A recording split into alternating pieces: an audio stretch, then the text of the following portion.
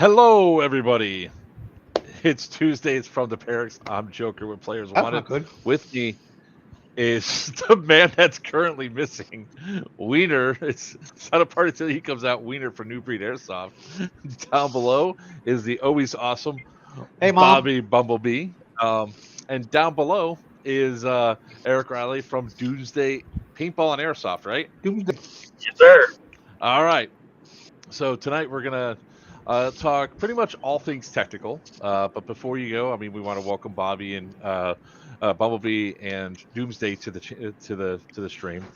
Tonight we are going to be talking technicals, the good, bad, and ugly, and totally awesome things we do. Um, but before we kick that all off, we usually like to go through the stuff that's going to be coming up here pretty soon for us to go through to do. So I guess we'll start with Eric. You said that you had an event coming up soon. Yeah, it's our 2-year anniversary. We do a pretty milsim leaning scenario games and stuff.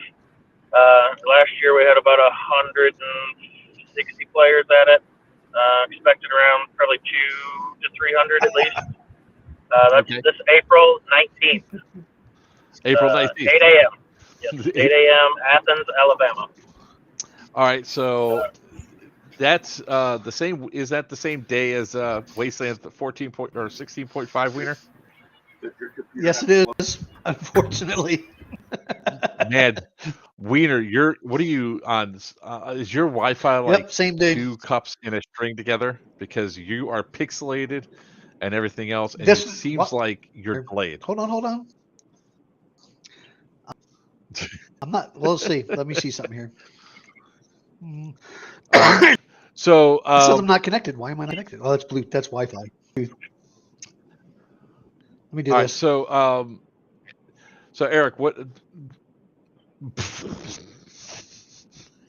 We lost a couple. Do you have an Ethernet? He'll be back. He's an old man. The funny thing is, when you really think about what he does for a job, he fixes he helps people get the second base. He helps fix the mammogram machines and everything else like that. So the dude literally works in tech support, doing stuff with computers all day. He has the biggest issue with setting this stuff up. All right. So real quick, Eric, because I like to talk about your event a little bit more. So how many players do you think you're going to have?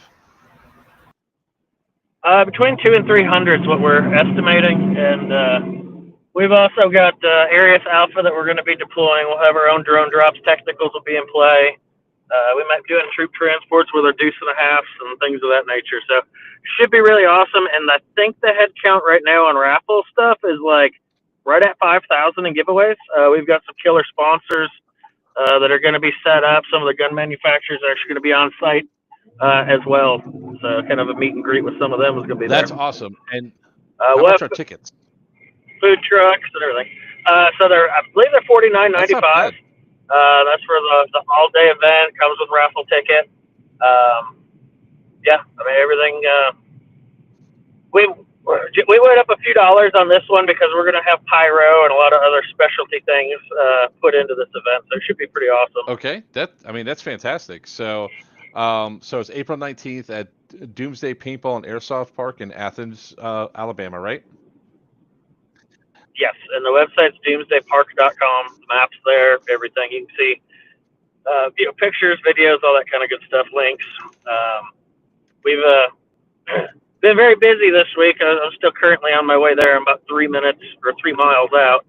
But getting things ready and prepared, adding building. We just added a new pavilion that's going to cover covered seating for about 120 airsoft players for like our regular weekend walk-on players. And then, of course, we have private parties and other bays surrounding it. So we're trying to make a more premium airsoft experience for people who want to make the drive from several hours away. Gun stands in every bay, so you can, have multiple weapons out there, whether on display or just so they're not sprawled out over the tables. All right, that's awesome. I mean, we always like hearing when the fields go up. I don't know if you saw this or not in the chat, Bumblebee, but evidently you're One Eye's hero. So, all right. So then, 2 weeks later is going to be Wiener's game. It's Operation Future Wars. And like he's probably still standing at his computer there, or maybe not. Operation Future Wars at Orlando Extreme Battlefield. I always mess up the name of it. So that's you can check out the details for that event at newbreedairsoft.com. After that, we have later on that same month is going to be Syndicate 5 at Mid Orange Correctional in Warwick, New York. That's our DEA versus cartel game, which is a hell of a lot of fun. It's at an old prison. And there's be about 350 players there. We actually shrunk down the amount of people because of just to make sure it flows better with the site. And then after that, Wiener and I are going to Denmark for a week. We're going to go check out what it's like over in Europe to play airsoft. Yeah, so that's the stuff that we have in the short term coming up. So let's sort of jump into this a little bit. So, Bobby, you were one of our banes at Stonebreaker. Actually, you were a bane at what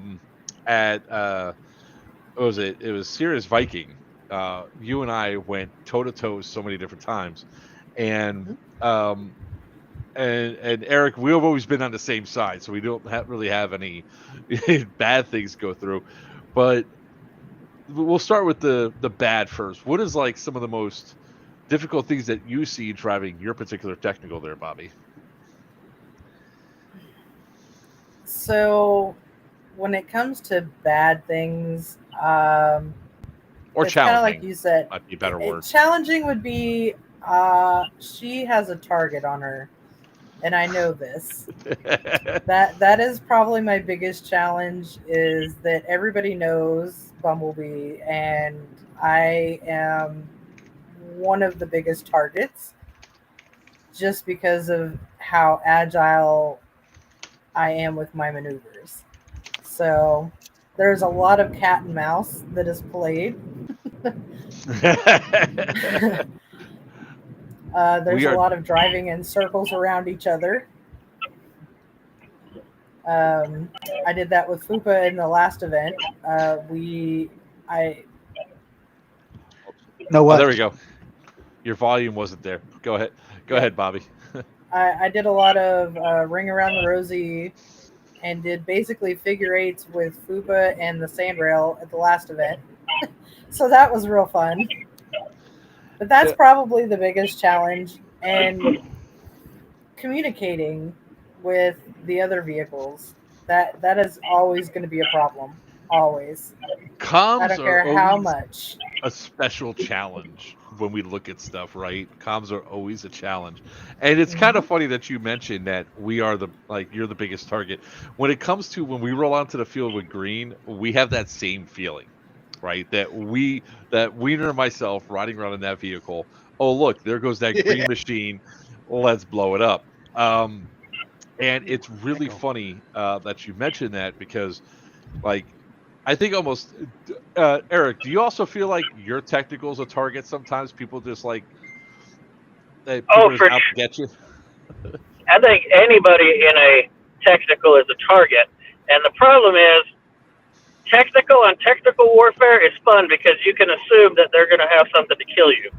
What's difficult is when you got people that pull out pistol tag-in launchers out of their pocket. We're feeling attacked here, Eric. Yeah. You're welcome. Yeah. Oh, wait, he's on my side. I think I might have done that a few times to Doomsday at Guardian Center, chasing them up in the hole on top of the... So the real funny thing is like, so this last, we'll focus a lot on Stonebreaker, right? Because that was like the most recent one, and all of us had some really good fun at that event. There was one point in time where Tan sent like all their technicals after us, and we come rolling around from Kate. It's like, oh, we're gonna go to everybody. Sarah. We turned that corner, we're like, oh shit, and we backed right up behind the wood.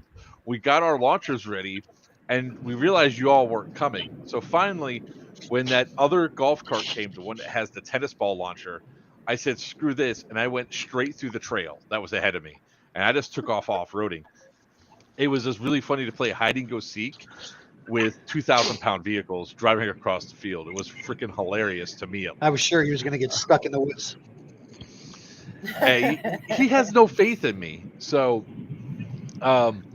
it was kind of it was kind of funny that each time that we went around, we would find some other way to get into some sort of trouble. So Eric, what is your biggest challenges inside the technical?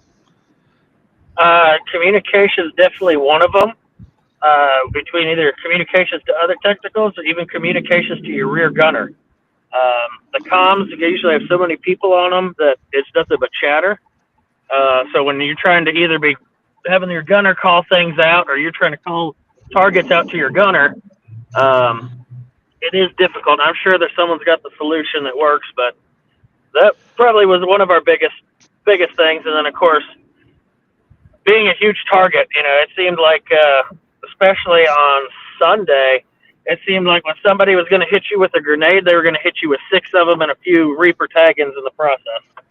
So you can ever have just one. That is a new patch that I'm working on. Is the mortars and the launchers. That's a new patch I'm working on. Is you can never just have one. Hey, look, I think we set a precedence with where the hell did Winger go again? We got 13 grenades thrown at us at Guardian Center when we were dead. I mean, it's not already like we're dead. We were not. It's not a matter that we had just died, right? 2 grenades went off behind. Like we're running 2 grenades went off behind us. All of a sudden, we hit the side with the rocket. We rolled to a stop, put it in park, turn on the light, laugh. And it's like, it's raining nades, hallelujah. And from that building where the destroyed building is, that building that was right there, you had from all 3 levels, grenades just flying at us. Building 13. Building 13. They loaded 13 grenades. And it was funny. Like, boom, boom, boom, boom, boom, boom. Boom. That's why I stay away from that building. It's horrible. I don't, like, if they would have thrown that many as we were driving by, we probably would not have been hit. It was just the excessive amount. So I think somebody coordinated next time that bastard's dead. Now, it didn't bother me one bit because I was inside in the AC with the window or the heat with the window up. The gunner, however, was like, I have PTSD now. But you do bring up an interesting point about comms. So one of the things that we've done with comms is that the driver and the rear, those are the only 2 that have a comm on, and they're on the same channel, and that's it. Now, I wish I could go out to the truck to get it. I should have thought about that. But we have a dual band radio that right there on the oh, there you are. You're back. Let's see if I'm you're echoing. not pixelated. I'm also not echoing. I had 2 or 3 streams going at once. I'm like, what the hell? And I kept hearing an echo. Every time Eric talked, I heard an echo and took my headset off, and I'm hearing a speaker in my room. So I'm like, what the frick? All right, we're good now. So that's what we did. So we have only the driver and communicators. I have an A/B switch, so I can just hit B and I could talk to command, and I could hit A and I could be talking to my gunner to make sure that only the 2 of us are talking. Right? It's especially important because when we're backing up, I don't know about you all, but the only thing I see in my rear view is a crotch. That's why you were drooling. You're not helpful. I don't. So you see nothing. So with the netting, I have no behind me. So ours, we have comms. We have set trigger noises, so to speak, that I know what to do based off of what noise I hear from the back of the vehicle. So like if he wants me to stop, he hits the top. So it's a bunch of different things that we do, but it's just all right. I can't talk on a radio inside. You won't have that problem, but I bet Doomsday may have it. I have a noise canceling push to talk, unfortunately. So when I try to talk, it cancels my voice out too because everything around it is so loud. being in that side by side. So trying to talk to anybody on the radio, I have to literally stop to have a conversation on my radio. I'm writing these notes down for next time we go up against her. Oh, it'll be fixed by then. We'll It's blare already in the blare out works. what's that, Chariots of Fire? We cannot have like, hey, we're going to use this against you in the future, right? No. This is mostly like going through. So, I'm old. I won't remember this conversation anyways. you don't remember what day it is half the time. Today's Tuesday. Stream day. Only because you're streaming. That's the only reason why you know. Yeah. So that's interesting because you guys have a lot of noise where we are in the comfort of the truck. Unless I'm shooting him. Quiet. Now, how many people, Bumblebee, I'll start with you. How many people in your little golf cart have you just rolled up on and just annihilated because they don't hear you coming? Oh my God, so many. Like, I will turn the corner and you hear me coming. You have to hear me coming. I turn a corner and literally there's just like 10 or 15 of them just standing there. And until the first BB hits, they're like, oh, maybe I should run. And I'm like, what are they doing? At the last event, okay, so we were at, what is it? It's not what, it was a Kate. We drove around behind the back of Kate. And let me tell you, there was a guy laying on the ground shooting at other side. And we drove right up on top of him. And he goes, yeah, nobody ever told me that you guys were right behind me. And I was like, how did you not hear me? Bumblebee is not quiet, okay? I don't have stealth in my corner. But he was like, yeah, I never knew you were there. Okay. It's really funny about player awareness is a factor. So, hold on, Doomsday's. So Eric, yours is probably the loudest Vic, except now he just went away. Great. I go to talk to him and he goes away. He'll be back. I'm sure. Yeah, his is definitely loud. His is louder than mine. The only people that are louder that I've seen are the Humvees, right? Those are the only ones that are loud you can hear coming. Yeah. Because even when the trailer with the truck was coming, that was quiet in comparison. Although it's slow as hell, long as hell. Oh, what's up, Brett? How you doing? So, you have that happen, and then it gets taken out quite a bit. Oh, he's back. There he is. Got it. Sorry, I just got to Doomsday here. I just got off my Bluetooth. So nice. So have you, with as loud as yours is, I always want to ask this to all the technical drivers. Have you snuck up on a group of enemy players and they not realize that you're there? You asking me? Yeah, I'm asking you. Oh, yes, believe it or not. We've had a few epic times where we've stuck up behind the enemy and be like in a wide open area, like for instance, like where the big pipes and containers were. Several times we've rolled up through there and you'll have 30, 40 people scattered out. And it's like you're 150 feet, 100 feet away before somebody turns around. They're like, oh, crap. We're sitting there lighting them up with the minis. We've had some epic things like that. But yeah, our technical is very loud. That's just kind of the downside, but it also makes it kind of fun. But I would say touching on the backing up, that is a difficult thing. Unfortunately, ours is outfitted with forward and rear-facing cameras on the head unit there. So for us backing up, it's a lot easier than some people would have. Yeah, mine is a little difficult. I'm literally yelling at my back gunner of, hey, am I clear? Hey, am I clear? Because I had to back all the way out of a trail by Wendy. I got halfway down, ran into a squad of green guys, and had to back all the way out. And I was like, oh my God, I'm going to hit a tree. We're going to die. We had that happen on a couple of occasions. We went rolling up because people realizing we were coming from the backside, and you're like, oh, they're just going to come in and attack us again. I was like, of course, that's what we're here to do. We're here to mess you guys up and be a distraction for the rest of the field. and we went rolling up. And there's that one time we came around the corner. I said, "Nope." Reverse. I was like, back me up, let's go. Yeah. So it really is like when we come down to technicals, I find it a very fun aspect of gameplay. To where if I'm at one of these large events, I always want to be in my Vic.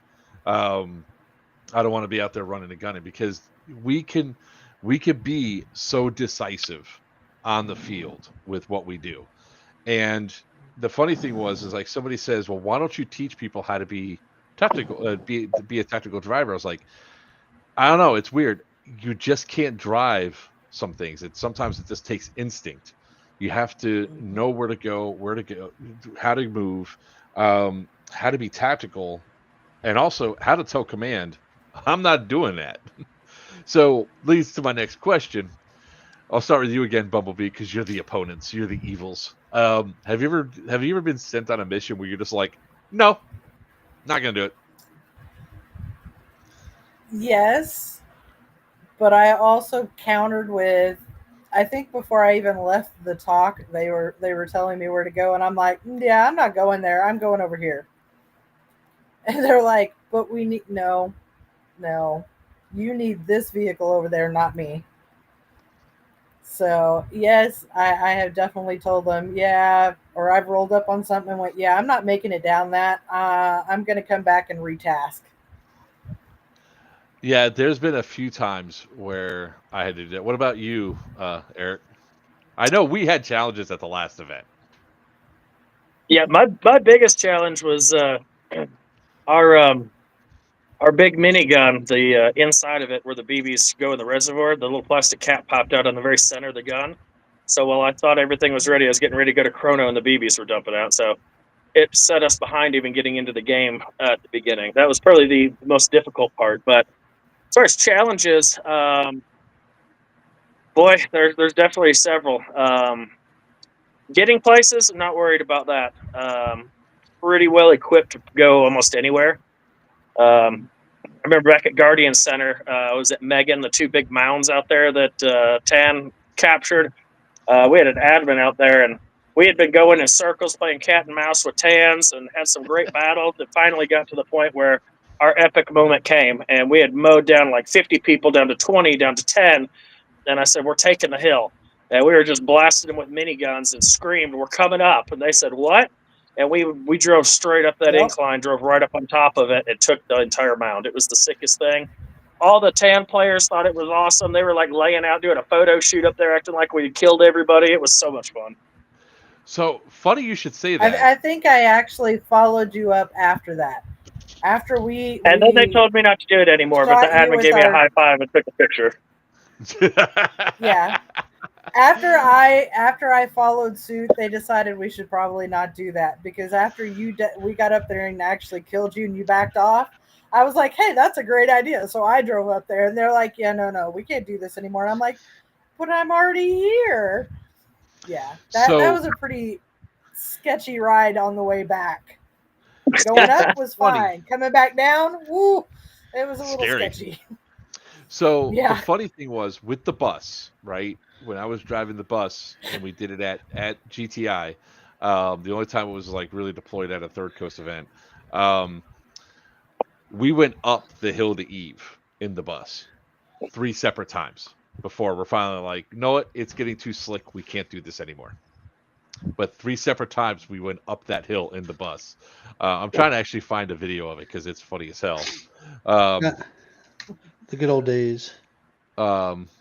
So it was so it brings up a whole nother great topic to talk about: safety with driving a technical. Yeah, make sure you don't back into trees. That's your gunner's fault if you back into a tree and you dent your tailgate. No, it is not the driver's fault. You were the driver. It doesn't matter. The gunner, again, the only thing that the drivers can typically see if they're backing up, if they're looking in the rear view, is a freaking crotch. In TCA rules, the person that is supposed to back you up is the gunner. And if the gunner fails to do their job, it is the gunner's fault. Right? Bobby? That's Right? true. Right. True. I agree. Unfortunately. So I found the Eve battle bus attack. There we go. I'm going to show this in a minute because this one's freaking awesome. So safety, I guess, was the best thing when it comes down to driving and deploying and all that stuff. When we were at Iron Dagger, I refused to drive in the night game. And the reason why was how the players were acting during the day. How many people have run right out in front of you as you're driving? Like full on 5 feet God. away. Luckily, So as a many. driver, you can't be driving like this. Your head is constantly on a swivel. And whenever you're near players, you have to watch them for their stupid little body movements to go running out in front of people, you know? So what's like one of the key things? I'll start with you again, Bobby, because you're right here. What's just one of the key things that you do for safety to ensure that you don't run over a player?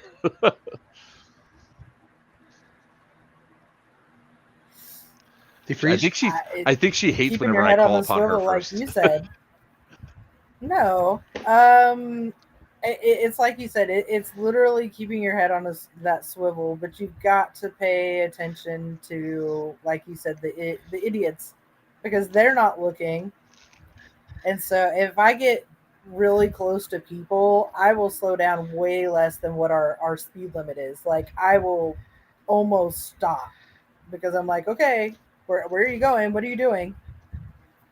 9 times out of 10, they'll throw a grenade at me, and I'm like, dude, I was stopping so you could run by. But okay, next time I'll hit you. I use volume. I use my horn a lot, personally. I also do a hell of a lot of yelling at people using expletives.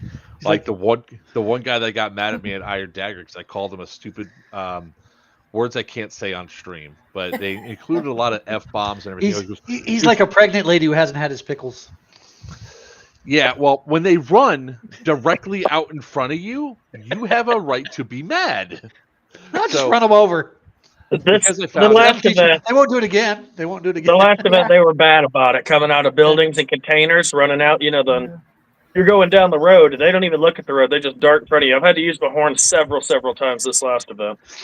So I don't have a horn, but I think I might get me one of those air horns. Air horn. Yeah. Well, you could train horn. Fuck that noise. Get the train horn. You mount it. You just mount it straight to the steering wheel, and whenever you go to hit it, you just simply, because it also scares the hell out of people. All right, I want to show you this. This was Eve at one of the Stonebreakers. That's when we were C-130. Yeah. Yep. He's driving a bus, a freaking school bus, up that hill. I was one of the victims of that bus getting shot up right into their talk. Of course, they weren't there. You guys can't hear it because it won't let me share the audio, but you could hear the people in the bus going, "Yoo-hoo, woohoo!" Did you steal the flag at that point? Huh? Was the bus used as a technical? Yes. Yeah. It was like a C-130 setup where they could shoot from. I did not get to see it. It was no longer in commission when I started, but I have seen multiple videos, and I was like, oh my God. Yeah, they won't let there anymore. Too many complaints about it. Well, was that awesome. was so. We're gonna talk about rules here in a little bit, but because I didn't think it was going to be that maneuverable. Most people didn't realize how maneuverable the bus actually is. Now, the problem that came up with it, and I guess this could segue into some really good about like new rules and everything else. Like when I first brought up the Sal and all that, and I was like, hey, we could do this. We could turn it into like a Chinook C-130, however you want to do it, right? And then you could dictate to us how we go. He goes, I was like, the only thing I don't want to be is I don't want to have like just tell him don't shoot the driver. That's the only thing I was requesting. Don't shoot the driver. I'll drive him when this closed. When it stops and the door opens, don't shoot in the door. That's the only thing I requested. Sal goes, no nades, no rockets, nothing. It's invincible. And I was like, that's going to piss some people off. And it did. I think that was the biggest thing because I wouldn't mind driving it and then having it be taken out by maybe not one but two, because I was actually going to equip the back of it with an air compressed cannon that had like ping pong balls and pink chalk. So I could do is I could hit the button and it'll go as if it's like the angel wings to stop Blowing any up. sort of ordnance from coming in. So it would have been a cool effect. But when he said no, and I was like, all right, we'll do it this way. Players got mad, even though we were switching sides constantly. But one of the funniest things that happened at that Stonebreaker, I had the window open because I was calling for an admin. We rolled up, and I was deploying right at a Connex that was in front of me. Somebody launched a tag from the berm that shot right through my window, right past my face, right into the Connex and exploded. So there was 3 oh fucks at once. This is where I'm gonna get all my cursing out of the way. It was like, oh fuck, like the scared. Then there was the angry, like, oh fuck. And then the third one was when all of a sudden you hear hit inside because of it, and they come out pissed off, and it's like, oh. Your guy on the hill just took you all out. It was great. It was fantastic. But so let's talk about rules real quick. What do you all think about that new rule for TCA with the mechanic thing? 2 thumbs up. I loved it. I never got the benefit from it. Did you even have one, Eric, or no? No, nobody ever did. We never. I didn't get to personally use it, but I gave it to some of my other guys who utilized it. But it brought me back to when I first started. I was that invincible, and I pissed a lot of people off being invincible. So, hence rules changed. Hey, I don't get God mode anymore. Just because I floated the gray line. And I stayed within the rules, but I was using it to flip objectives, and yeah, people were not happy. I think Guardian Center was the one time that the admin told the green player, "Look, dude, she has God mode. I don't know what to tell you," and just walked away. And he was so mad he left the field because they shot me in the door with a tagging round, a chalk round. And I kept driving, and he's like, I killed her. She's dead, blah, blah. And they're like, no, she is unarmed. You didn't kill anything. She is literally just transporting. So, yeah, it was quite funny, but I was transporting directly to an objective and mortar pits and, all of that. So that had to stop. So I want to show something funny because I'm pretty sure this is your technical. That is not your technical. That's your technical, I think. Yes, that is me.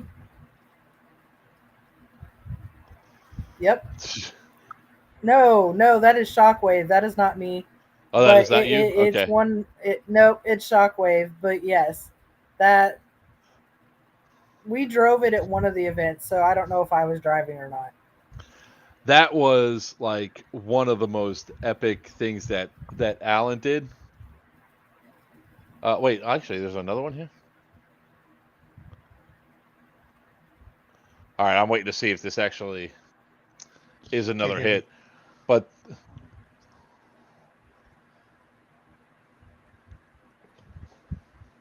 oh no, that's just a deployment. Never mind. All right, that was like at that event. That was a what was that? That was I think it was Stonebreaker. Preview your videos and set them up for the stream? So all 3 of these say Alan side by side epic hit 1, 2, and 3. So I thought it was like 3 different things that happened. It looks like the first 2 are just recopies over. So, you know what, sir? You can get mad all you want. Who, me? Yeah, you. No, I get joy out of just giving you a hard time. Yeah, that was Stonebreaker 2023. Nope. That was so much fun. So let's talk about like the smaller vehicles getting hit with shit. I think we're driving. Ryan, okay. So, Eric. Yeah. What happened to you at Stonebreaker, bro? So, this would be a good question for any technical driver. How many times do you have explosive rounds breach your cab, land in your lap, and start sizzling, and you go, "Oh shit"? I've been to 3 events and had 4 in my cab, and I have a metal cage around it they can't get through. Ooh. Yeah, these new I had a player. I don't know which grenades they were, but holy smokes! Yeah, I got pretty bloodied up from one of them pretty good. It was landed up on my dashboard above my steering wheel, and I kind of did one of these numbers, and it blew chunks out of my arm and my stomach through my shirt. It was pretty nasty. We were at a Lions Claw event. Mark, didn't you get hit in the chest with one? Yes, that's actually what I was looking up right now. I got hit in the bumblebee, using the bumblebee. The battle bug. In a battle bug? Yep. The battle bug. That's let me see if I can find it. I'll have to go through and try to find it. But that was at Southern. Yeah. What the hell was the name of that event? It was at the Levi factory. Yeah. And it was in was it Mayhem Mill? No, that wasn't Mayhem Mill. That okay. If I looked on the headliner of my truck, it'd tell me I have the patch there for it. Yeah. Lions Claw, Mayhem Mill, or Firestorm. No, it wasn't Firestorm. Then what was it? I'm trying to find it. Shut up. I think it was Firestorm. It wasn't. I think Firestorm. I've only had that happen 3 times. I was lucky enough that they were on the floor, and then I've had one go off on the passenger side.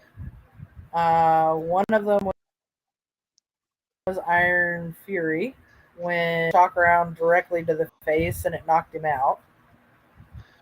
One was at this last event. They shot a chalk round. It hit the handle.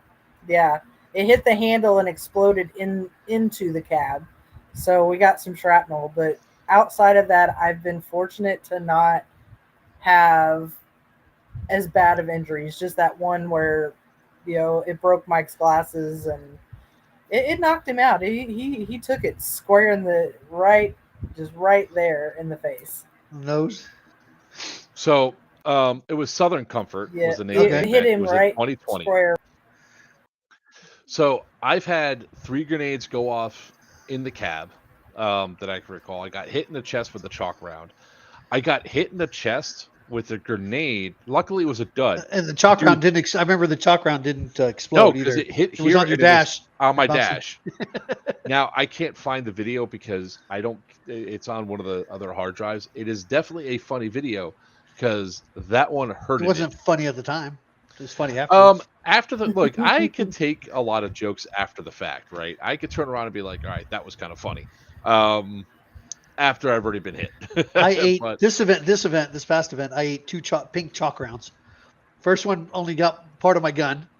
The second one was in my face and just completely exploded. My hat was pink. Well, luckily I had, iPro, of course, good reason to have them on. Mm-hmm. And then it was and then I got chunks of pink chalk round in my mouth. This was actually this is the one that we had from Iron Fury, not Iron Fury. That's the one that's hit in the cab. Iron Fury. No, you just can't breathe. Yeah, that was Iron Fury. That was at up in northern North Carolina. This was awesome though. This was actually kind of cool because it blew up right next to my head, but didn't get me, but got the our gunner in the back. They're arguing right now of who was hit, who wasn't. Yep, and then boom. Here it comes. Whap! that's the barrel of my gun sticking out the window there in the when he went over to the right there. It just So you guys, you guys are in a much more vulnerable position than we are in a hardened truck, right? You guys have did Eric. You guys have did some interesting things with are those dog cages that you repurposed? Yeah. I took dog kennels and then cut it and welded and kind of shaped them to that, and then used paintball netting as like the BB repellent, because even though we're not supposed to get shot at, I think everybody knows we get caught in crossfire and get sprayed with BBs from people who panic often. Or get shot by their internal gunner. Yeah, so my first go around with our new technical, the BAMF that I had out there at Sirius Viking, we just hung paintball nets up there as curtains, and it worked great. Until somebody hung out of a window about 10 feet away and shot an explosive tag in right at us, and it went straight through the net and landed between our head and the headrest. So that's it's interesting because when I saw your thing, I was like, oh, that's a good idea. The only thing I would do now, because you're the stuff that you're having, is maybe get some other steel mesh to weld to or zip tie to really break up those impacts. Like weld it to do something to the outside. You know, the crazier thing was I did all the trouble putting that on, even covered my windshield with it. One, because it looked sick, but two, because it was pretty functional. I never got hit in any of that caging the entire weekend. We took our gunner, opened the little hatch door where he could shoot the minigun out, the TC, opened it, trying to take a dude out from a where he's hanging out around a bulldozer, and he shot a tag in straight through that tiny little hole around the minigun, right into the cab. It blew That's up. like that's Murphy's Law in itself, right? It's Yeah. like, oh, let me take this. What?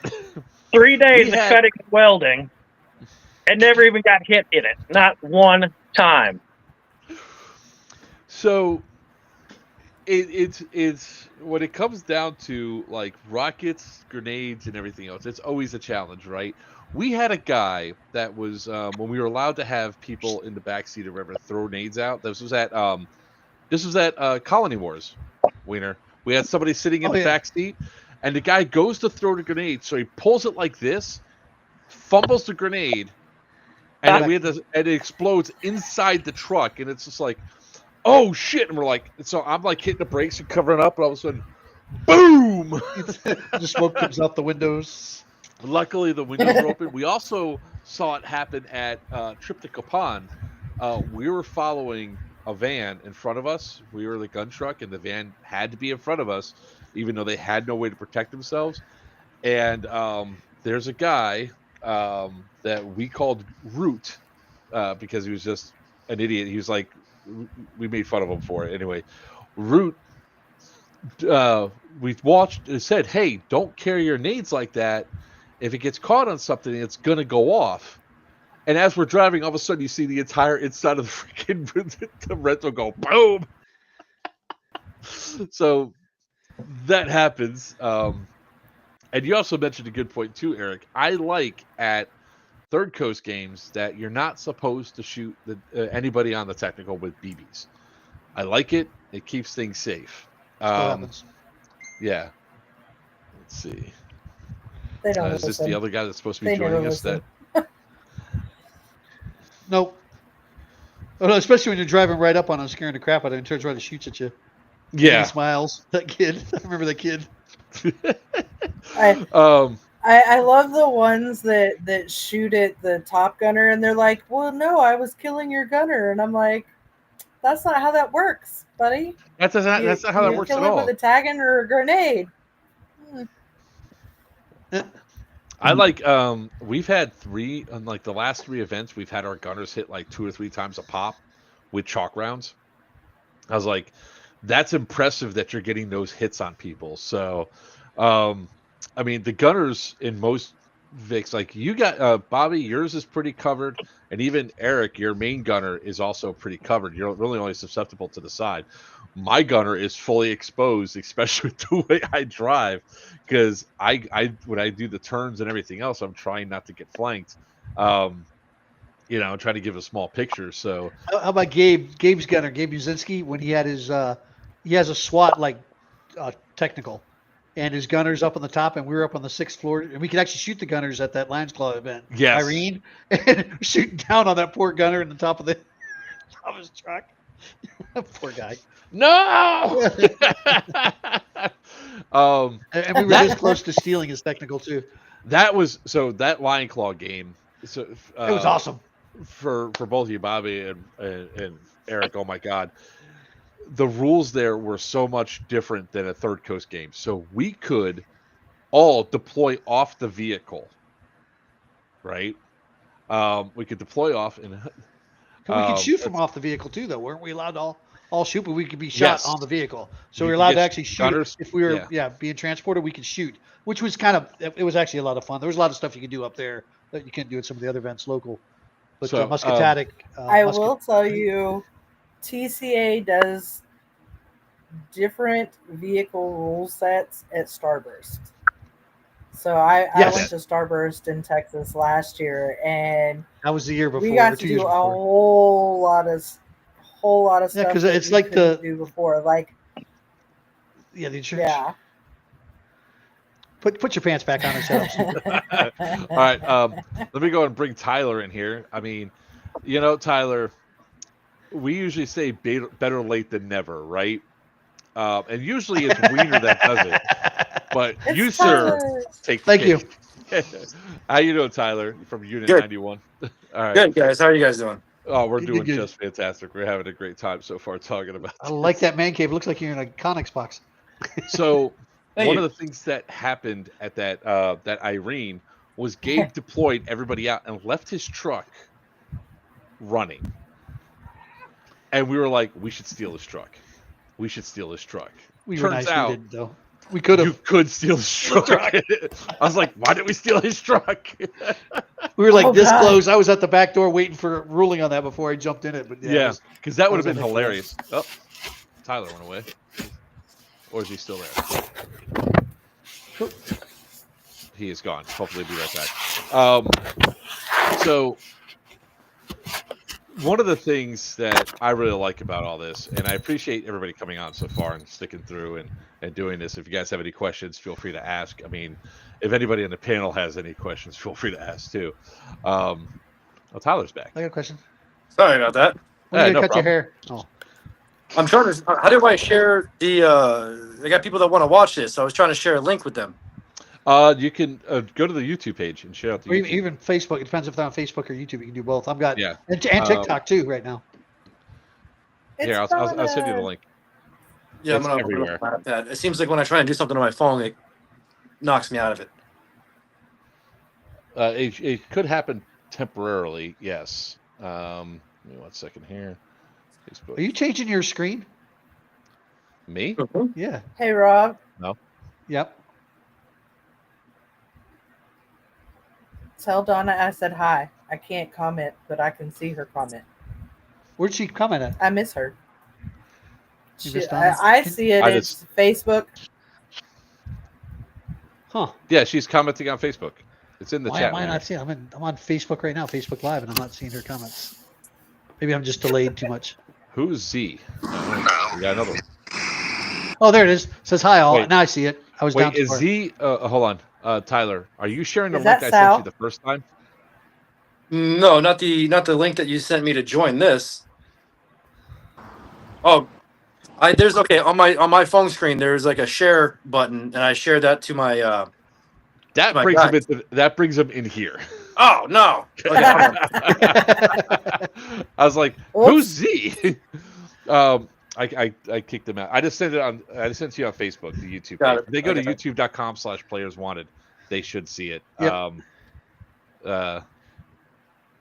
Who's this? She heard me. She responded. Yeah, I see it. Hey Z, you're not supposed to be here. I'll get You out. booted him? I got you. Oh, it's Patrick. Oh, Um, I've seen it. Yeah, Yeah, he was just at my Wait, house like an hour ago to pick up his with stuff. with a working Hummer. No, he came here in his Tesla. So That's a big switch. Hummer, Tesla. Which one should I bring to an event? Well, maybe I'll drive it as a technical. So I don't know how much you heard so far, Tyler, but we've been going all sorts of all the fun stuff. But I do want to ask you, because I started to ask this and we went away because it's the squirrel factor.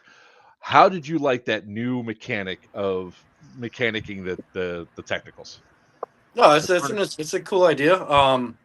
I got to say, I may have been responsible for that. I kind of dropped something in Sal's ear as far as like, hey, we're driving these techs around. Every other player on the field has 2 tourniquets, but yet I can get smoked by a grenade, and then I got to wait for 5 minutes and then drive back to the AO, and I still can't pick people up. Like, so we kind of talked a little bit back and forth, and it's like a safety thing. I mean, to prevent Ice Cube, it's very helpful to be able to pick up dead players if you're a dead Vic. So, that got reversed. And then I guess there were too many people upset about the 2.5 minute burn time. I think because the Vic would burn down, go to the AO, go right back to where they were, harassing the same people over and over again. I did that. Yeah, so I mean, I don't know. I mean, I felt like the 2.5 minutes was great because, well, for one, my truck doesn't like to idle. Like, it's got a lot of stuff on it. So I mean, when it sits there and idling, it starts to overheat. So that was kind kind of unfortunate having to go back to the 5 minutes. But I think just giving him that idea, like, why not have a revive option? So it was cool. It was fun, and I think that we'll get better at utilizing that ability. Um, I talked to one of the admins when I was a dismount, and I was running around. I jumped off my own truck. Me and another dismount. We had the tire with us in case Unit 91 went down. They did go down, but we couldn't get to them successfully, and then we died. So we waited our bleed out time, and we started to walk back to the AO or the Alpha, and we're like, well, our guys are right there. I can't talk to them, but I can drop this tire on the ground and make sure one of them kind of sees it, and then they can try and retrieve it, and it's still in play. And that's what we did. I checked with an admin, and he said that was good, but we'll see if that sticks. We were yelling for mechanic. Oh, really? Yeah, wait, you could yell for medic, right? Why can't we yell for a mechanic? Yep. We can't do anything. Yeah, I think Venom I was asked him doing the about same that. thing. He was like, I didn't want everybody to know, but he was like, medic. So we had that really good play Sunday where we got taken out by this is when he got his face full of chalk, right? Yep. We got taken out by we took out Ghost, but there was another guy in the thing, and there was a trade that happened between him and Wiener. We get blown up. And then we're standing there waiting our 5 minutes, and all of a sudden we see this green dude walking through the woods in front of us, and I was like, "Oh!" Here comes Venom with two mobile foot patrols right behind him, and I was like, and then our gunner's like, "Yo, mechanic!" I was like, "Shut the fuck up! Yeah, don't hear him! Don't hear him! Shut up!" Wait. there was Venom a debate. takes off, so the guy comes out and does like one of my moves. He comes out, he just goes, "Pop, pop." Walks over, it's like mechanic. So he comes up, gets us up, and then we make a beeline right for Sarah. We take Sarah. Unit 91 comes in. The other, like 3 technicals came to take us out, and the drone. So beautiful. The drone. The drone. I was standing out after we got your killed. drone that was trying to take us out, Tyler? Yeah. So on Sunday, I was primarily until the very end of like maybe the last 45 minutes, I was flying the drone, and my guys were driving Unit 91. Now, were you launching that from the vehicle? That's I don't know, man. That could have came from anywhere. No, look, No, we're here bro. talking tactical stuff, right? Yeah, so I like that idea. Look. I mean, I have done both. I can do both. So That's cool. I know it's like OPSEC and everything else, but what we're really trying to do is try and have a discussion for Airsoft, right? To bring new cool shit to this. Having the drones deployed and all that, I think that in the future one, I think you might even agree with me, Tyler, that everybody that's a technical driver or technical crew should see the stuff that they could potentially be hit with that's not normal. Like we all know about the 8 rounds and the rockets and the chalks and all that. But I literally picked up this tennis ball and I was like, what the fuck is this? Took it to an admin. I was like, what is it? He goes, oh, yeah, we've been using that for a long time. I was like, as personnel? And he goes, yeah. I was like, okay, I thought we got away with that with Pyro, but hey, cool beans. Then I found out it was you dropping this stuff from up there. And I was like, Yeah, so, I mean, I just kind of assumed, I didn't really put it out there. I think I was probably one of the first dudes that started dropping stuff from the drone. So I just kind of was making some homemade cheap droppables. But Cherub has got some pretty cool products that they definitely fall more accurate than tennis ball does. But yeah, the snap caps aren't super loud. Unit 91 is extremely loud. There's a side by side that's also very loud. That's so Eric's. That's Eric. Yeah. If you got a direct hit, like if it landed in the back of the truck or if it hits the gunner or on the hood of the vehicle, you're probably going to realize, oh, that was a drone. But I mean, if you're trying to go by the within 10-foot rule, if it's not a direct hit, like it's kind of hard to know what that was. In Serious Viking, there was a few instances when we were over by the sunken city and I was in the gunner position, and all of a sudden we heard an explosion and we were like, was that a landmine? And so we flipped on our deadlights and we waited our 2.5 minutes. But then we talked about it later on. We're like, wait a second, that very well could have been a drone dropping something on us, or the mortars. Somebody had a very powerful tag-in launcher, and he was launching stuff from the city. So like, it's possible, yeah, maybe a mortar. But either way, I didn't see where it landed. I mean, it was loud enough. So when in doubt, you call it out. Yep. So we just, Right. we pretty much just called it. But yeah, no, I mean the drone's fun. It can be deployed from the AA. So this year, the AAs weren't in the do not fly zone. Last year, the TAN Alpha was actually 100 yards inside of the do not fly zone. So I had to send my guy out with the drone and tell him to run down to the field before it'll take off. FAA rules, man. Yeah, half of actually- Sarah is actually in that do not fly zone. Yeah. So the funny thing is that at one of the prisons that we had, there was a do not fly zone for Syndicate 1 and 2, and then it got removed by the FAA because it was a shutdown prison. But people try to deploy drones, and it's like, if the drone won't go anywhere. I was like, I don't know, man. I'm not a drone. He goes, you said we could use drones. It's like, hey, if you get it to work, that's on you, bro. I know nothing about it. And then it turns out they had to file a thing saying, hey, this prison is no longer a prison. Please remove the no-fly zone. By Syndicate 3, they were using drones. So it's a really cool piece of tech to be using, because we're advancing how technicals play. Now, do I think I'm going to be using it on my truck? Probably not. I mean, I have a drone that could probably do it, but probably not. I don't have the time or patience for that. So you just make them Especially- kamikaze drones. Could be another person on your crew, and a fourth person. Yeah. So that's Just a get question for bigger all. balls. So I have a tennis ball about this big. The drone know. does not carry. It doesn't carry well. I that's what I was alluding to, because Tyler, you sent me the video, and I was like, what is this? What in the hell has he got? And it's just this massive tennis ball, and I'm like, holy crap, it's as big as my head. It's just this huge thing. And I was like, they'll know that hit, because it's going to bounce everywhere. If I get the bigger drone that I want, $8,000 later, then yeah, I could fly that around. Sure. All right, we're probably taking air stuff to too much of an extreme. But No such thing. but No, looking over There's never here, too extreme. But hey, I do think a serious note for improvements, if we stuck to like a code, if it's a drone drop and it's in that 10-foot kill radius, it's a certain color. Because I don't know, can they still launch tennis balls at us for a direct hit kill or not? Well, Yes, that's the yellow tennis balls. Yes, that was. So if a yellow tennis ball falls from the sky, or somebody shoots it from us from far away and it falls from the sky, it doesn't hit us, we don't hear a pop. How are we supposed to know if it was a direct hit with an explosive or a drone drop? If drones had a certain color, orange is an example, we would know, oh, well, look at that orange thing that just fell out of the sky. Obviously, we're dead. That would be very helpful. Yeah. because it doesn't need to be color coded for green or tan, right? No, color coded for the type of kill, like the radius on it, or maybe give drones a different kind of radius. Maybe it could be 10 feet, or maybe if it's hard to get it in at 10 feet, give them a 20-foot or something. I don't know.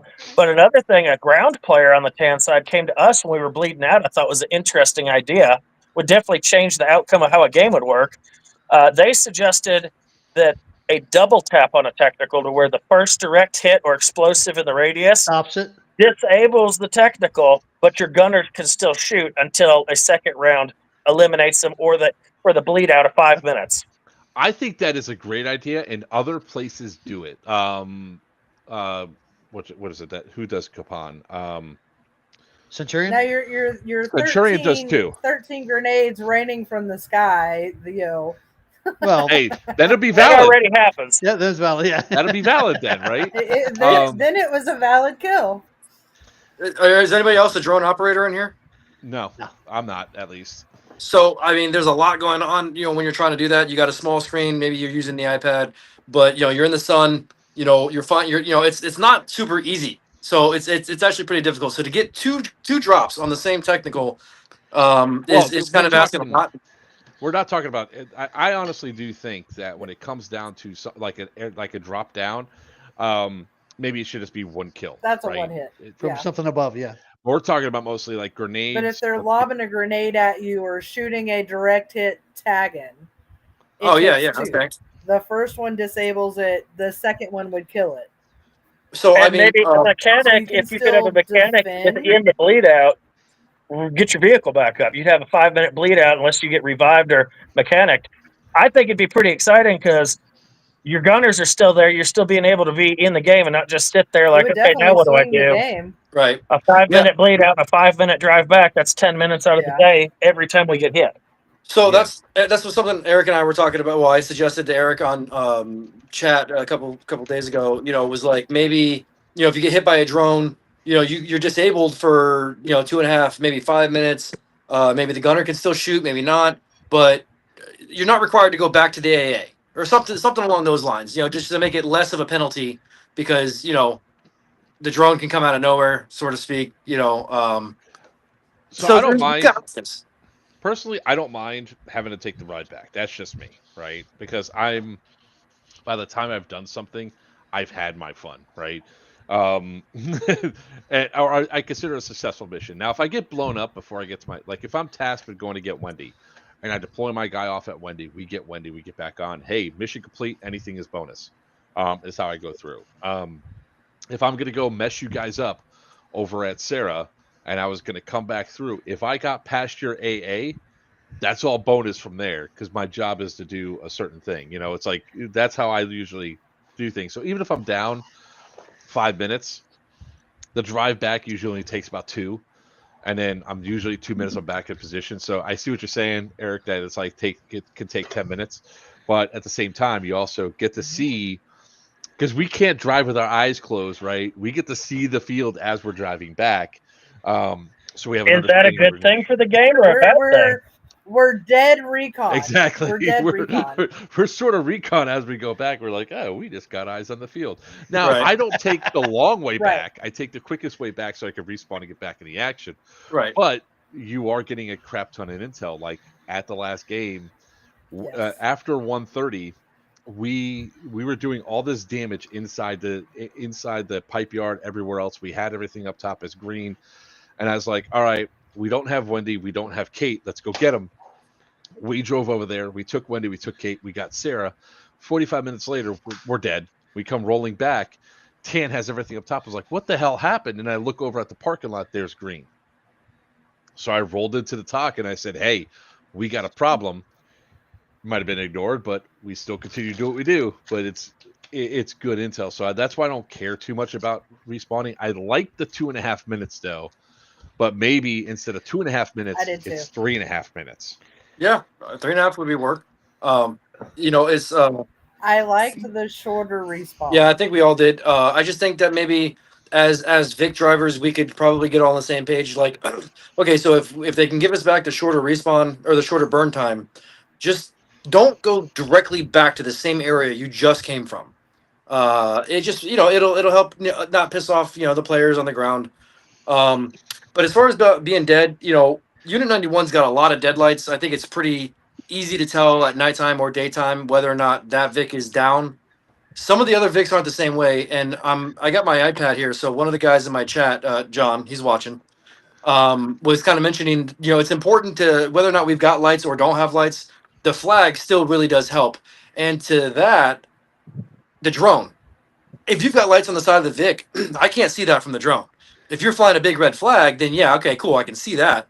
When I dropped on Eric's drone, a lot of people saw that video that I posted and it was like, oh, the flag was up, you wasted your shot, blah, blah, blah. But from what I could tell, Eric, and correct me if I'm wrong, you guys leave the dead flag on top of the roof, flat. That gunner, we switched out our rear gunner. That particular gunner, yeah, leaves it flat because the roof of mine has like a cage kind of around it, so it's about 6 inches that it's got like a thing you can't see from the ground. Sure. So from the sky, again, it probably looks totally different as in the video It code. looked dead. Yep. So yeah, that was why I wanted to come out and say that no, we were actually in play. It was more of a, hey, where the hell did this tennis ball come from?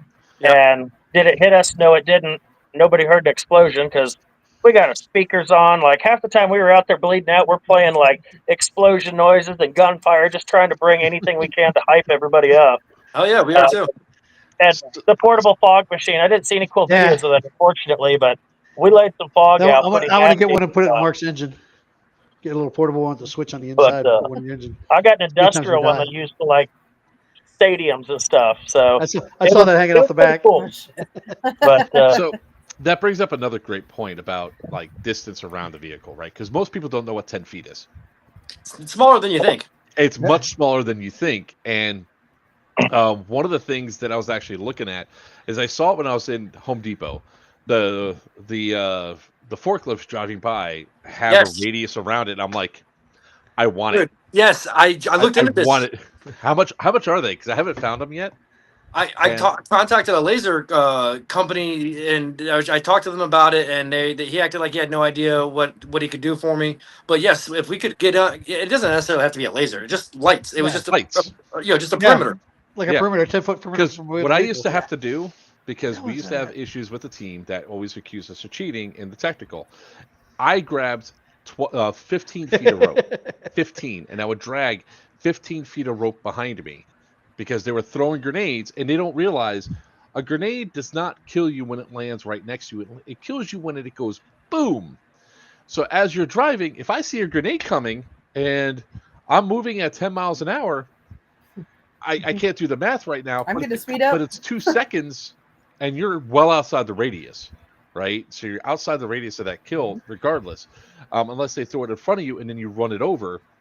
But they were throwing stuff behind us, and they're all like, look, watch this video. And they do the whole, the Leonardo DiCaprio when he's pointing at the screen. And you could clearly see that grenade's way behind. So I started towing a rope behind just to say, look, guys, you don't understand what 10 feet is. Gunners don't understand what 10 feet is versus 50 feet sometimes, too. So it's a combination of both those factors of why I want to do something like that. So sometimes it's great to have a panel of technical people, the technical crews, just so we can hash out some of this stuff. Yeah. I've been wanting to do this for a while, but I haven't had enough people that it's like, okay, let's come on, because you have personality conflicts or whatever with some other people. But this is a great panel to talk to about, because we can come up with great ideas to enhance the game and have fun. Because I think we're all there to have fun. Yeah, I mean, I think we're, as technical drivers, we are kind of, setting examples. We have more eyes on us than any one particular person on the field, other than maybe admins. But yeah, the last thing I want is to be considered, cheating, because, I'm in the gunner position on my truck. I can see how far away that grenade was when it went off. You launched something from 100 feet away, and they think that, we didn't call that. We do stand by when in doubt, call it out. But I had a discrepancy at Sirius Viking where I'm yelling at my, we can all talk to each other. In my headset, I can talk to the driver. We don't have to scream at each other. That's what we do. We do the same thing. Yeah, it helps. It's a safety, safety thing. He called, he slammed on the brakes because he thought that the grenade was too close. And I'm looking, I'm like, dude, that was close, but it wasn't within 10 feet. And we went ahead and, kicked the lights on, and we stuck with it anyways, because when in doubt, call it out. But I don't want to always do that. If, I don't want to always be the bigger man. Like if I know it didn't blow up within 10 feet, then, I will call it most of the time, but not, I don't know. That's a tough one. It is. So I will say that last 5 minutes when I had one you with and I were playing, one of the figure eights. Go ahead, Bobby. That was just it? Oh, I was like, there was a little bit of a delay. I kind of had the same thing. Behind. Yeah. I had the same thing when we were doing the cat and mouse with the sand rail and all that. I guess there was a grenade that was within 10 feet, but we didn't think it was 10 feet. We continued playing, the game, whatever. We did whatever. I went up to talk to Jack, because I talk to you guys. After I kill you, I come up and talk to you whether I died or not. So it's always, we rehash the battle. But I was talking to Jackson. He was like, hey, that grenade was within 10 feet. And I was like, well, okay, I'll call myself out and bleed out right now. And he's like, no, it's good. It's fine. It was a questionable 10 feet with the maneuvers you were making. And I was like, you look, dude, I'll call it. It's not a problem. But yeah, when you're moving and you're turning, trying to figure out 10 feet from turning and moving, they're looking, they're throwing grenades, they're not paying attention. It gets chaotic. It's tricky. I like the idea of, in those situations, especially when you're on vehicle-to-vehicle combat, we already have probably more money involved in the airsoft game than most any players out there. Oh, yeah. We probably didn't want to think about how much. But then you're talking about $10 or $15 every time you shoot a Reaper or something at each other. If it's close to a kill, I'm going to call it and give you the satisfaction of, dang, they pulled the trigger first, they got it in the hot zone. Maybe it bounced and skipped and it went 5 or 10 feet out.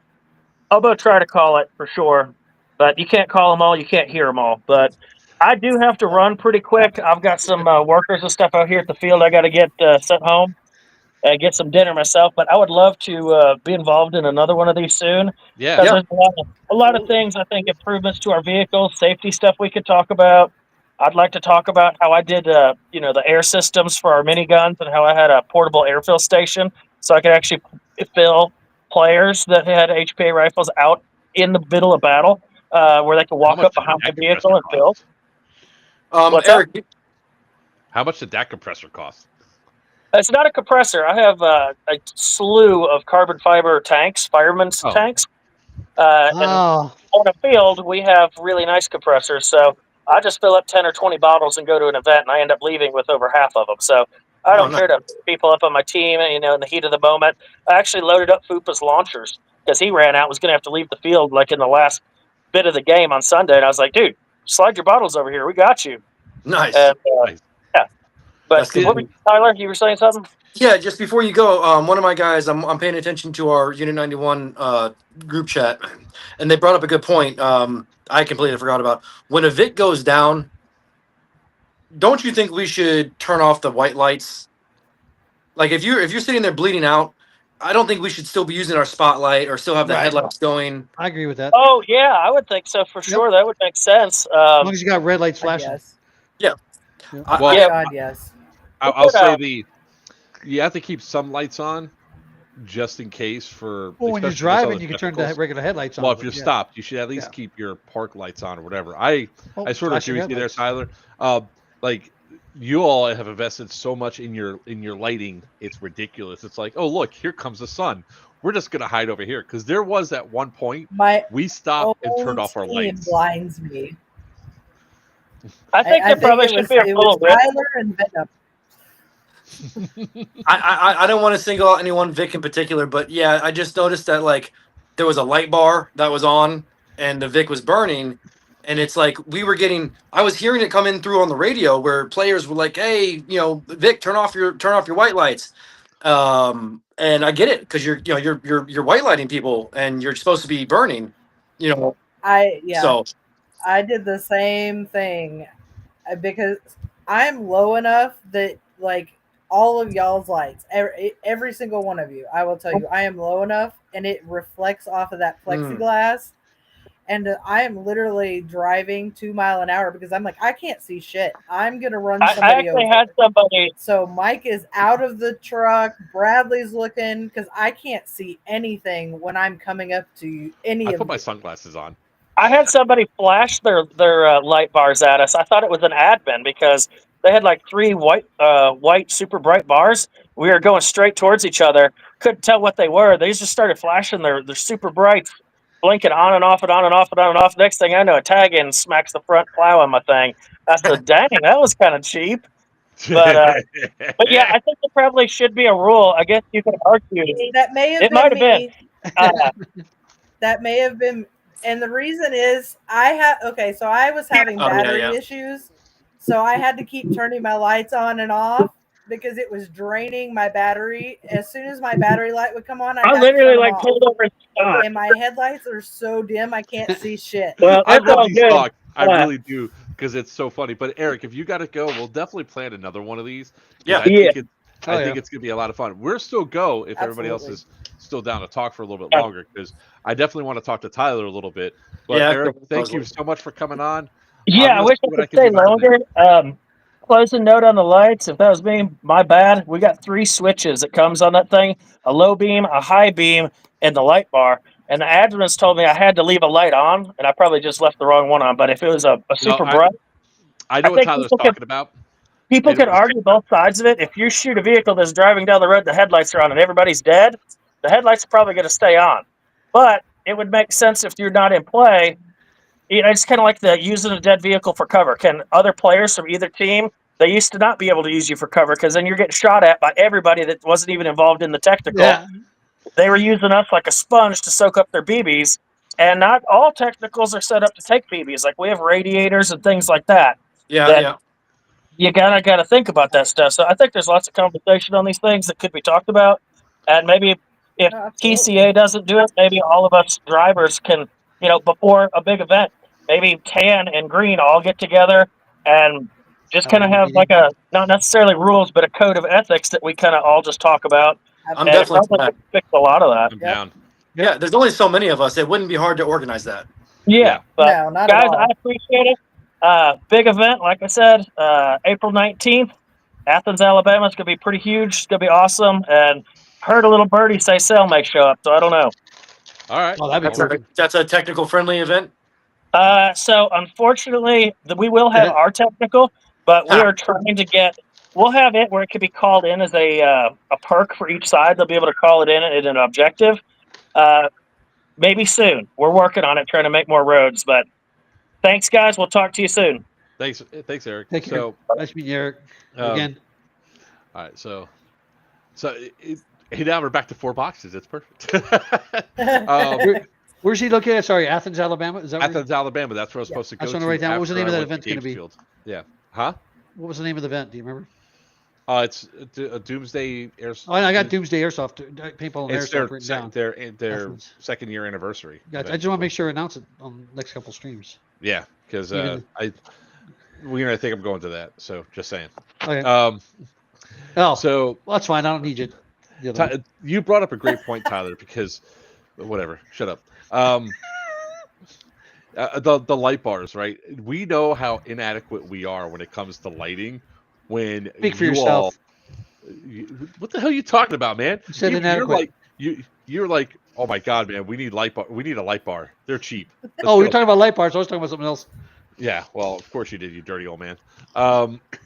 But it was kind of funny because each time we went through, there was times we turned off the lights and hid, and just waited, like parked, turned Yeah, off we the did that. lights, and just sat Yep. there and like, hopefully somebody goes by. There it is. Yeah. I got another batch coming in. I ran out.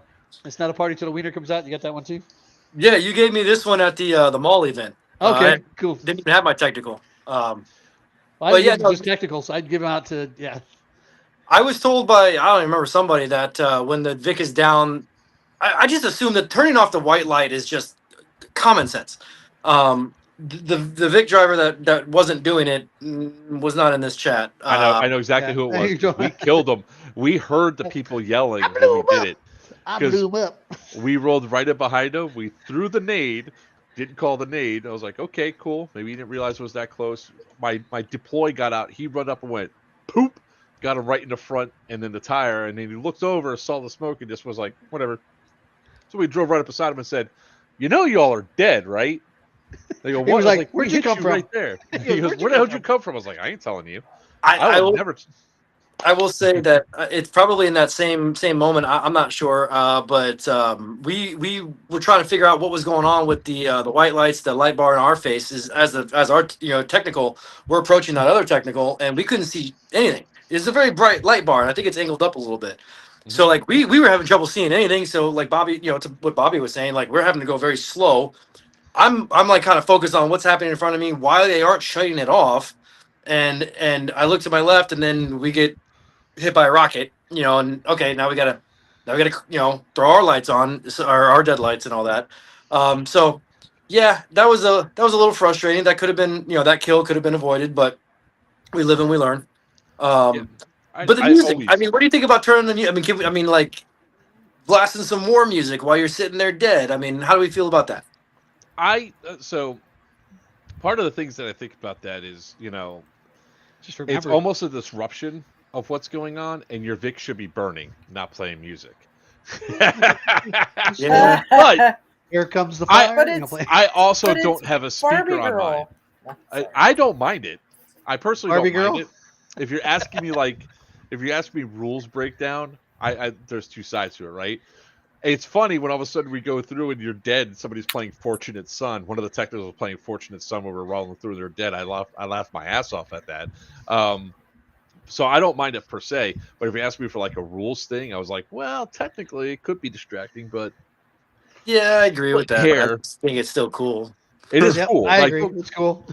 I you know what? I'm just gonna say no because I can't do that. You It's could if called you had a the real PA truck instead of a system. turd. I have a real truck, and my truck Instead did of a just turd. fine. my turd did. If you'd stop shooting out mirrors, then we wouldn't have a problem, now would we? So there is a Humvee up for sale right now, an armored Humvee, How much is that? 44, Damn. 44, but it's all ready to go. Well, we already see what happened with Pierce. Oh, is that Pierce's that he's selling? Not Pierce. Can't confirm or deny anything, really. I just Not Pierce. Patrick. Patrick Zeman. Is he selling his already? Oh. Is he really?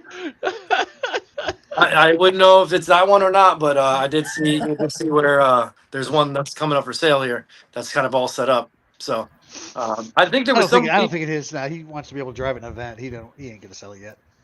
There was wasn't there somebody on the community page that was posting photos of, I think it was a ragtop Humvee that they were gonna buy, maybe on Tanside? So, I mean, one of the It's not a things ragtop. after Stonebreaker, I was thinking about this quite a bit, and I was thinking, you know what? Maybe Humvees are just not a great idea.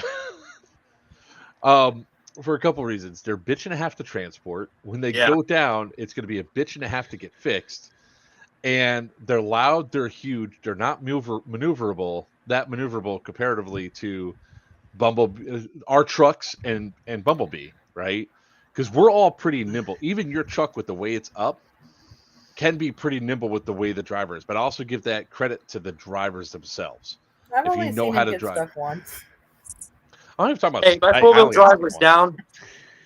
My four-wheel drive wasn't working at the time. I am not knocking it, because you drove through the deepest, sludgiest shit I had ever seen, and I was like, oh, he's gonna get stuck. Four-wheel drive or not, you're gonna get stuck, because that was some nasty stuff. I got stuck once, and that was at GTI. I went down the thing, and I was like, oh shit. And then all of a sudden I went forward instead of backward, and it was and I was backing up, and then all of a sudden I hit that. There was a little dip, and that was enough. And I don't have four-wheel drive on my truck. Was that over by Sarah by chance? Kind of no, close. it wasn't this time. This was 2 years ago. Freddie had to pull me out, so I had my chains and everything. I was like, here you go. Just if you could please just pull me out a little bit. Ever since then, it's like I know the capabilities of my truck, and I don't go beyond it. But the funny thing was that was the same year we also deployed out was not the same year. When we deployed the Battle Bug, Sam was like, that thing's going to get stuck. That thing's going to get stuck. And we rolled right over everything. Oh, you're lightweight. Yeah. Yeah. And also I have all-terrain tires on it. It's jacked up. That one, the first one was jacked up 4 inches. This one's jacked up 6. I just got to get welding done to the back so we could have a shooting position. That's the only thing I'm looking for. But put a winch on it. Huh? Put a winch on it, just in case. Oh yeah, yeah. Come on, man. The only thing that's like hurting now is like there's so much stuff in the irons. Like I said at the beginning of the stream, I found out 12:30 a.m. on Sunday night that my license is suspended because of my insurance for some damn reason. I was like, oh, is that we spent all the time on the phone today with the insurance company? with Progressive, because Progressive screwed everything up. Yeah. Was that because of the Georgia speeding ticket, or was it the Chicago speeding ticket, or Pennsylvania? I don't know which one it was. The only speeding tickets I ever get are in Georgia, dipshit. A. B. That case is Thursday, and I'm going there to fight the hell out of it because what happened last? I guess. Oh, that's right. That is. No, I tried to get a lawyer for it. Yeah. But it's like all this stuff that goes down. It's like I want to put the better bumpers on my truck and also a winch on the truck so I can go in and out. I mean, I did get all the parts to replace my truck that got damaged. Like my grill got screwed up by a tag round. Bought your mirror already. Yeah, he shot out the mirror. And you had it the next day at your house. And it was installed the next day at my house. Yep. There you go. My grill, however, was supposed to be a metal grill. It's plastic. It's the same one I have. So I'm probably just going to find some way to do mesh and just put mesh around it so it stops it from breaking. And then just have it clip into underneath the hood or whatever and hold on underneath the wood while we play. That's why I have a push bar on Bumblebee. Well, the type of grill I want to get it's going to look a little bit more tactical. I have other plans for the backside too, where I want to put one of those bars, almost like the it's not even tactical rack bars, but the travel rack bars. You know, the ones that go on the side that they use for camping and outdoorsy stuff. I've seen a couple of those. I just want to put on so I could put. I have a German turret ring on the battle bus up in PA. I want to put that on there instead. So now the back of the truck actually looks like a proper armored vehicle. So you're the only thing I don't like what's going on right now, and Tyler's probably not going to like this. I don't like being hit with the tennis balls.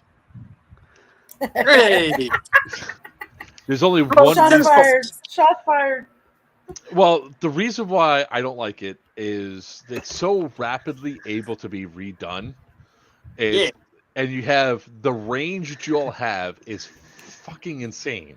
No, wait, the can cannon, dude, that doesn't shoot a quarter as far as some of these tag-in launchers do. All right, maybe not yours, but the other vehicles, theirs hit us from like 300 feet away. I was like, yeah, we were driving away, and we were all of a sudden here comes a tennis ball flying over the top. Well, Who who else got has hit straight in the windshield? I don't know who else. Oh, Eric's back. Did you mean to come back, Eric? He's I there. don't- I Who? just What? Eric, you mean to come back? I don't think you did. Who else has a can cannon? The other small technical. The other, like the one like Bumblebee, the little bit bigger Golf. one. The golf cart? Yeah. There was like a legit, like, raggedy looking golf cart thing I have never seen before. Okay, so the raggedy looking golf cart, it's actually a gator, Oh, okay. but it does look like a golf cart. So Yeah. that is Nick Spades. It is Okay. we have dubbed it Mini Legion because he's Iron Legion, so that was Mini Legion. He asked me if I had somebody that could man it. He only had a driver, and I'm like, sure. Well, they weren't ready to go at StartX. They had some issues or whatever. But the first time I saw that, I had to stop and laugh because I was like, what is that tiny little thing? Like, it looks like a Tonka truck out there just trying to drive around. It's like a Power Wheel. There should be some standards to like what we put out there. I mean, if you read the website, it says should be an actual representation of a military vehicle, which I agree with that. Yes. We're That people on a one budget is here. getting fixed.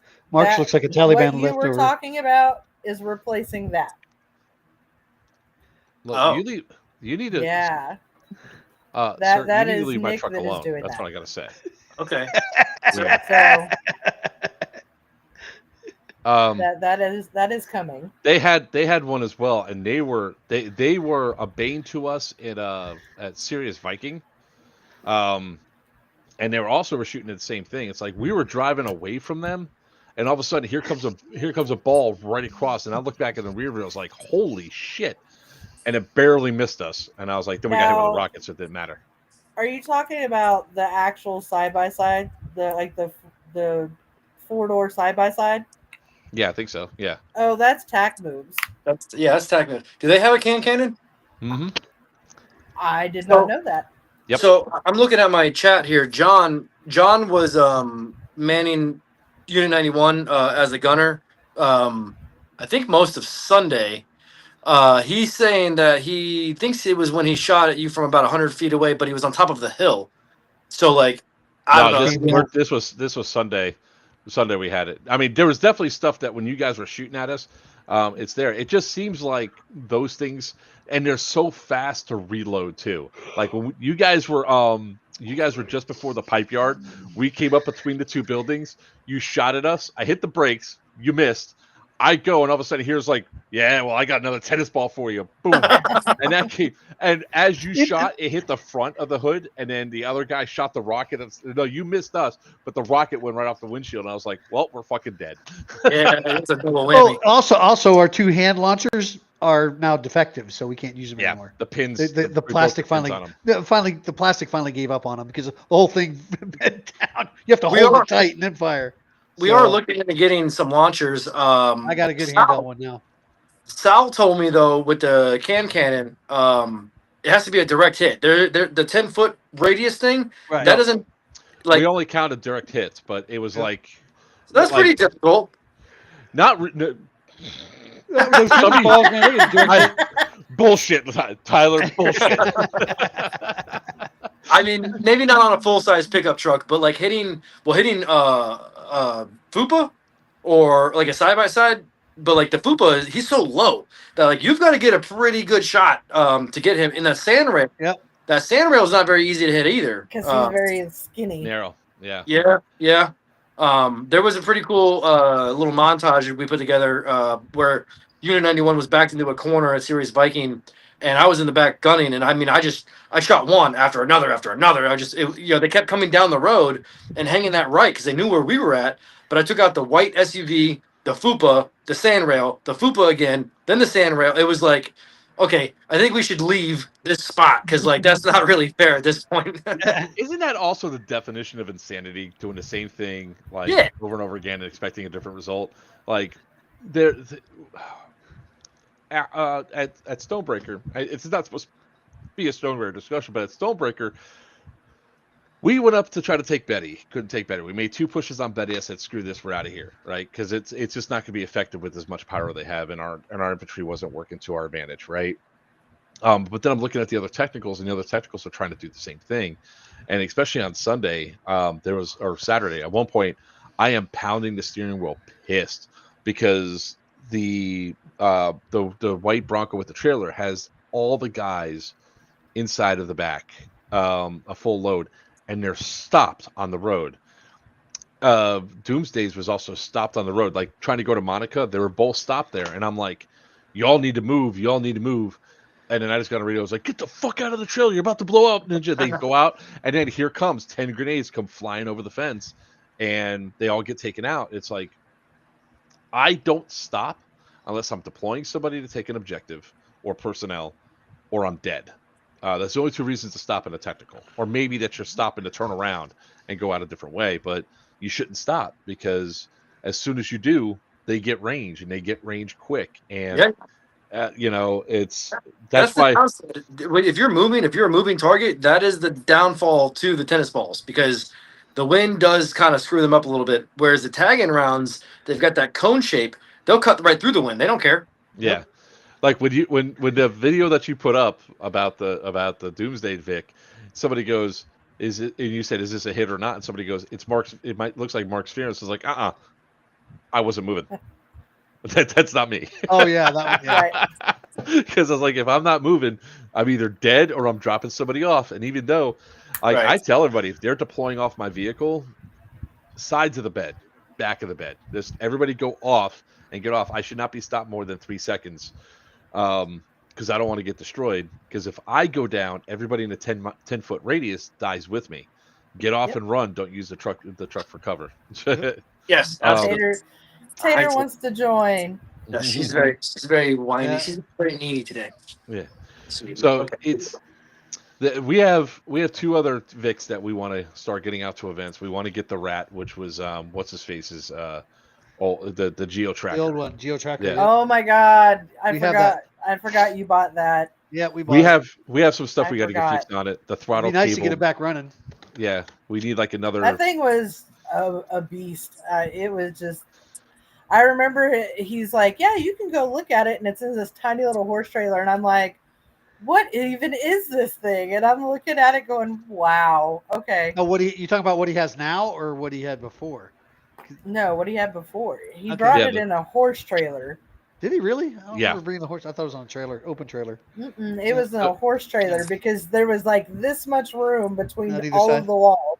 It's actually a cool design. I got to drive. Well, I drove it on the highway, and all the looks you get in it driving on the highway with that throttle cable. That throttle body needs to be replaced on it. You have to hold the throttle down while you're stopped to keep it going, or it's going to die. And if you have to keep turning the engine over, it drains the battery.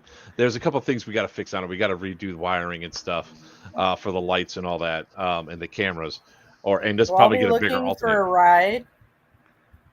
What's that? I said I'll be looking for a ride.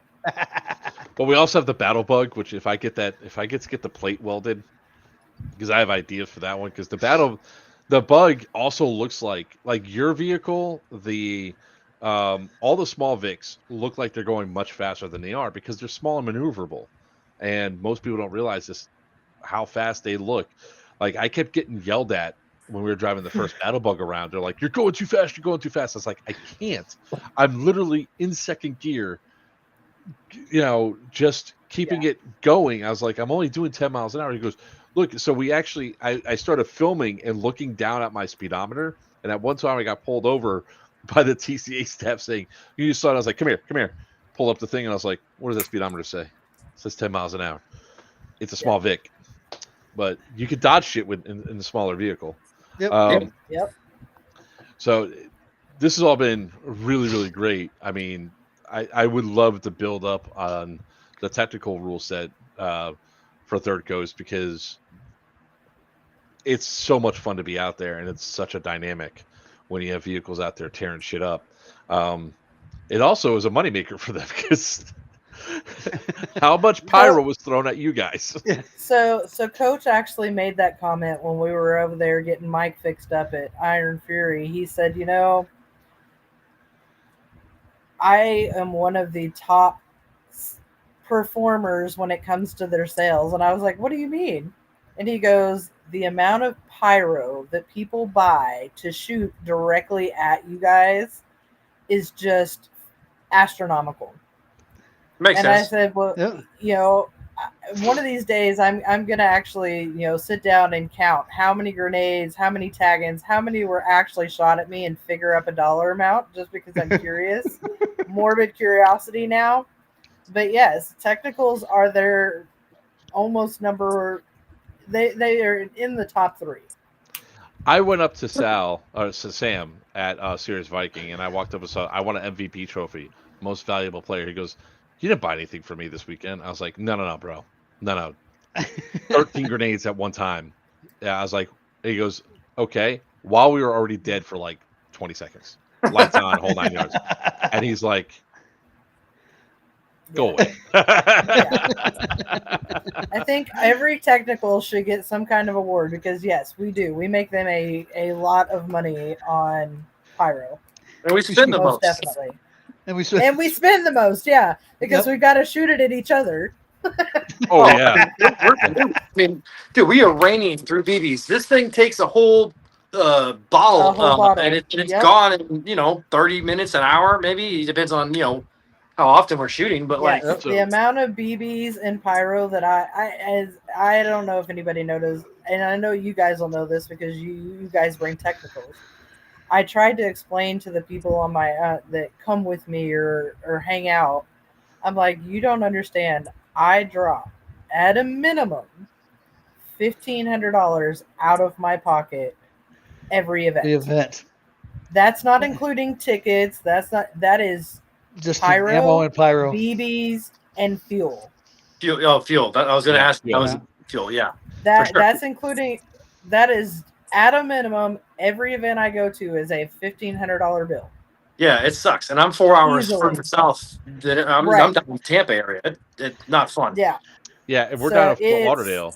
Oh yeah, that's true. Yeah. One of the benefits of the truck that he always trashes, like he talks shit about, is that I'm still getting close to 20 miles a gallon. So, I mean, we filled up when we got there after Saturday. We had to fill up because we were low on gas, and by the end of the Sunday, we had to fill up again before we left.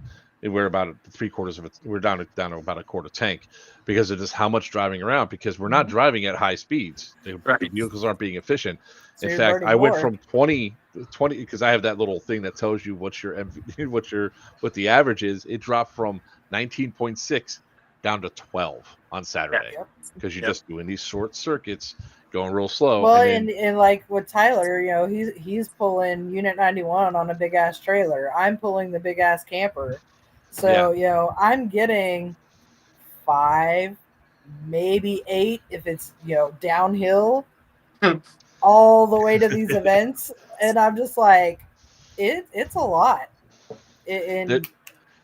So I know that we've been going on for about an hour and 40 minutes. I don't know how long we want to keep going for. I'm game, but I do want to bring something up. I have to apologize to whatever green player Saturday night. This is we were over. I was gunning, and we were over by the those tubes that the men can hide inside of the tubes. That's like what they call it, Tube City or whatever. Yeah, the Pipe Town, the Pipe Pipe Yard. Town. Okay, Pipe Pipe Town. Town. Yeah. So I was using a lot of spotlight, shining on at the green guys and everything. Well, somebody hit us directly with a pink tag in round. It may have been Patrick because I know he was launching those at us all weekend long. So like it directly hit us at the rear window area. Nobody heard it. Nobody saw it. We didn't know it even happened until later on, like probably 45 minutes later, maybe more. We got out and I was like, well, this is new. I mean, direct hit. The truck's loud. I've got hearing protection on. We've got very expensive wakeboard speakers. There's a lot going on. So like, I don't know if whoever shot that is watching or is going to see this. Our bad. We don't want to be that guy. So I want to apologize about that. So with that being said, did you guys hear the drama that Unit 91 had on Saturday with the Sarah fire? No, I heard there was a fire, and I heard that's why we had to Oh, yeah. stop. Wait, before we go further, before we go with the fire, we want to thank Bumblebee from transporting One Eye off the field. Oh yeah. When One Eye. So One Eye, he's Anthony. one of Anthony, William Anthony. He's a member of Shadow Legion. He's one of the ones that we deployed at Sarah when we took it one of the times. He went up the hill And fell behind down the Sarah, hill. fell down the hill, landed on his tank. So there's so we're sitting there around the radio and everything else, and we're trying to figure out where the blind man was. And then finally, they said it's over by Sarah, and I was like, and Sal was on I was on the admin comms. I was like, do you want me to go over there? And then Papa goes, yes, Sal wants you to go over. So as I'm driving over to medevac out the guy that was injured, here goes Bumblebee, and then William is still on the back, and we're dying laughing because we thought it was the most hilarious shit possible that One Eye is the one that was the thing. So thank you, Bobby, for taking his old ass off the field. So as you were saying, what happened, Tyler, with the fire? Because I didn't hear. I heard there was a fire. I heard it could have got out of control quick. Yeah, the fire really turned out to be no big deal. We the admins and Unit 91 got there right about the same time. When the admins got there, they deployed their fire extinguisher. We had one. I had one in my hand, ready to deploy. But Unit 91 has a water spraying system with like 10 gallons of water. So by the time we got there, it was just some fire extinguisher and then spraying out the embers, kicking it around. The guys that didn't want to, that weren't afraid of damaging their boots. So like, but I mean, yeah, no, the burn spot. It's a black spot on the ground, larger than the size of Unit 91. So it was pretty significant. It could have got out of hand. But the blind man got word out really quickly. The Vicks got there, with the fire extinguishers, so that was fine. But unfortunately, Unit 91 had an issue, and because of it, we made some serious changes to the way that some standard operating procedure, changes. A lot of these were actually implemented before this happened, but they got reiterated and really set in stone after. Well, we had a full group of guys on the back of the truck. We were coming in to assault some green guys on the other side of like that long stretch, that long grassy road. And he's the one who was hollering blind man. Well, a video just surfaced on YouTube, but we've got our own video from the 360 cam on the truck. There was a tan player on the back of Unit 91 holding on to the handle, looking forward. His name's Nick. We have a relationship with him now. He actually fell off the truck when the truck was at speed. He fell off. It broke his gun, hit his face, scratched his arm. Wasn't cool. There was a lot of commotion going on. The cameras depict, the situation, but the GoPro camera really catches this guy falling off the truck and tumbling. So, we're bringing this up because it's a safety thing. We have the ability to carry a lot of people in the Vic. So a few rules, were reiterated after this happened. Like, for one, when the truck isn't moving, the driver has control of the vehicle. Yes. Until the vehicle stops moving. Then that control diverts to the gunner, the rear gunner. I now have control, or whoever the gunner is, has control of the vehicle. You cannot put it into drive until you get permission from the rear gunner to do so, because it's a safety concern. We've got potentially 8 other people that I have to make sure are good to go before that vehicle starts moving.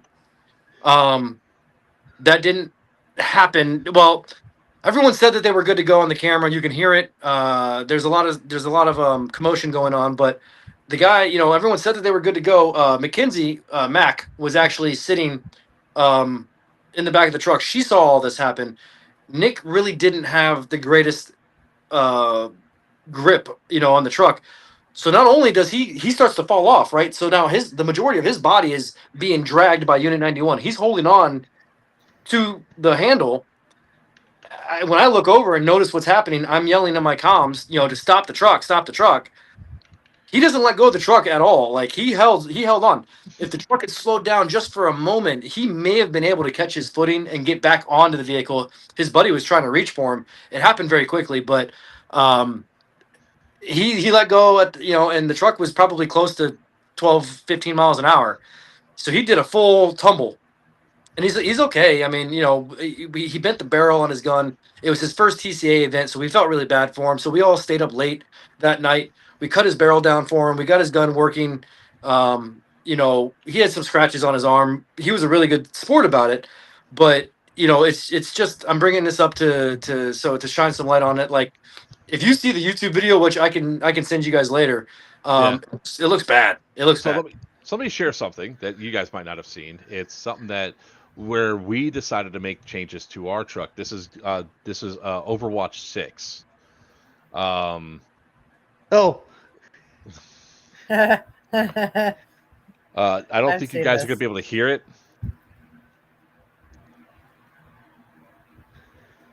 No. Yeah. Oh, he shattered everything too when he fell. Oh, it was Gabe, wasn't it?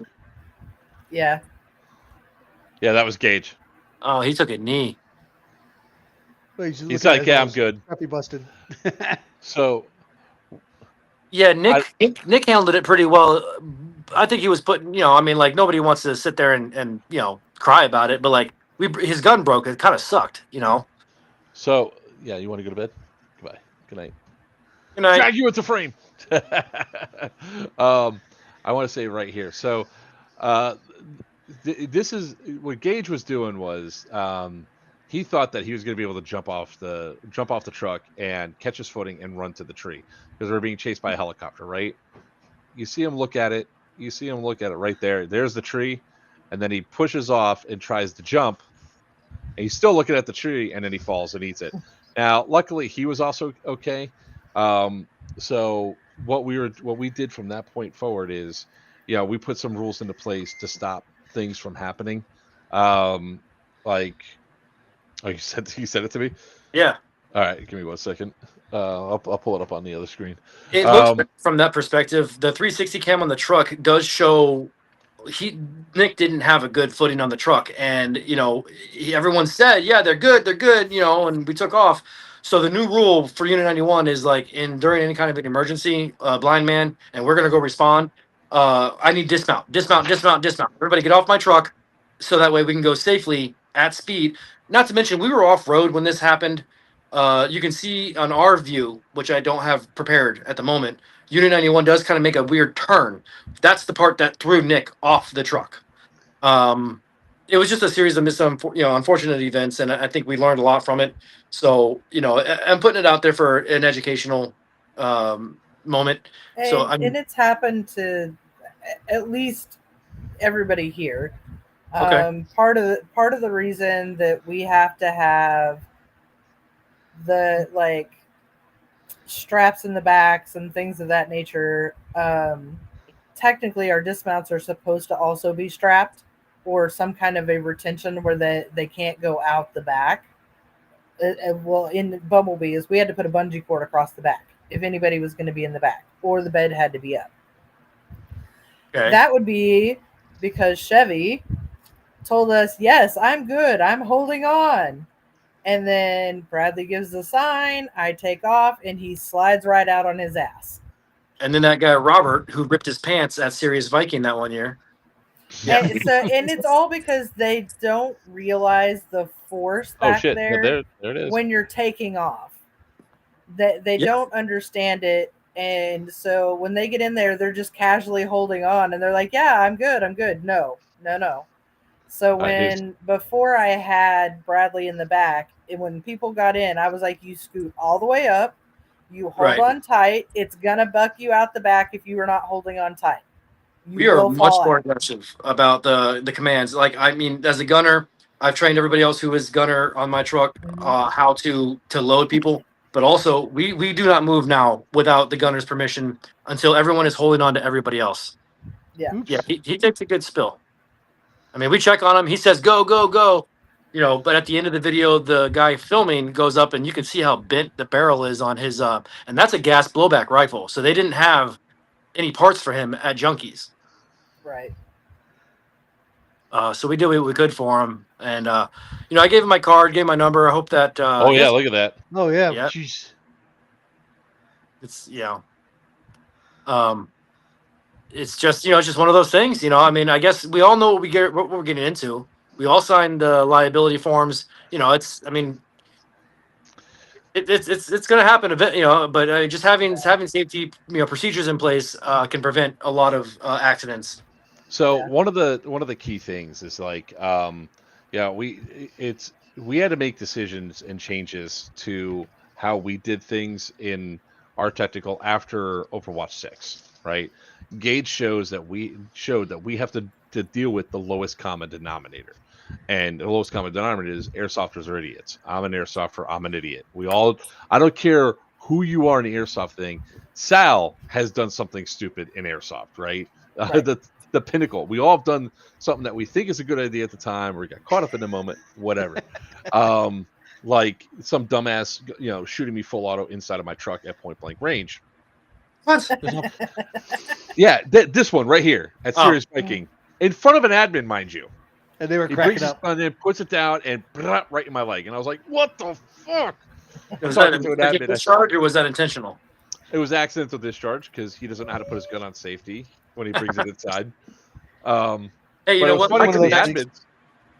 My gun went off by itself at the last event. They fixed it, but yeah, it did go off literally just by bumping it, and it went, 3 shots.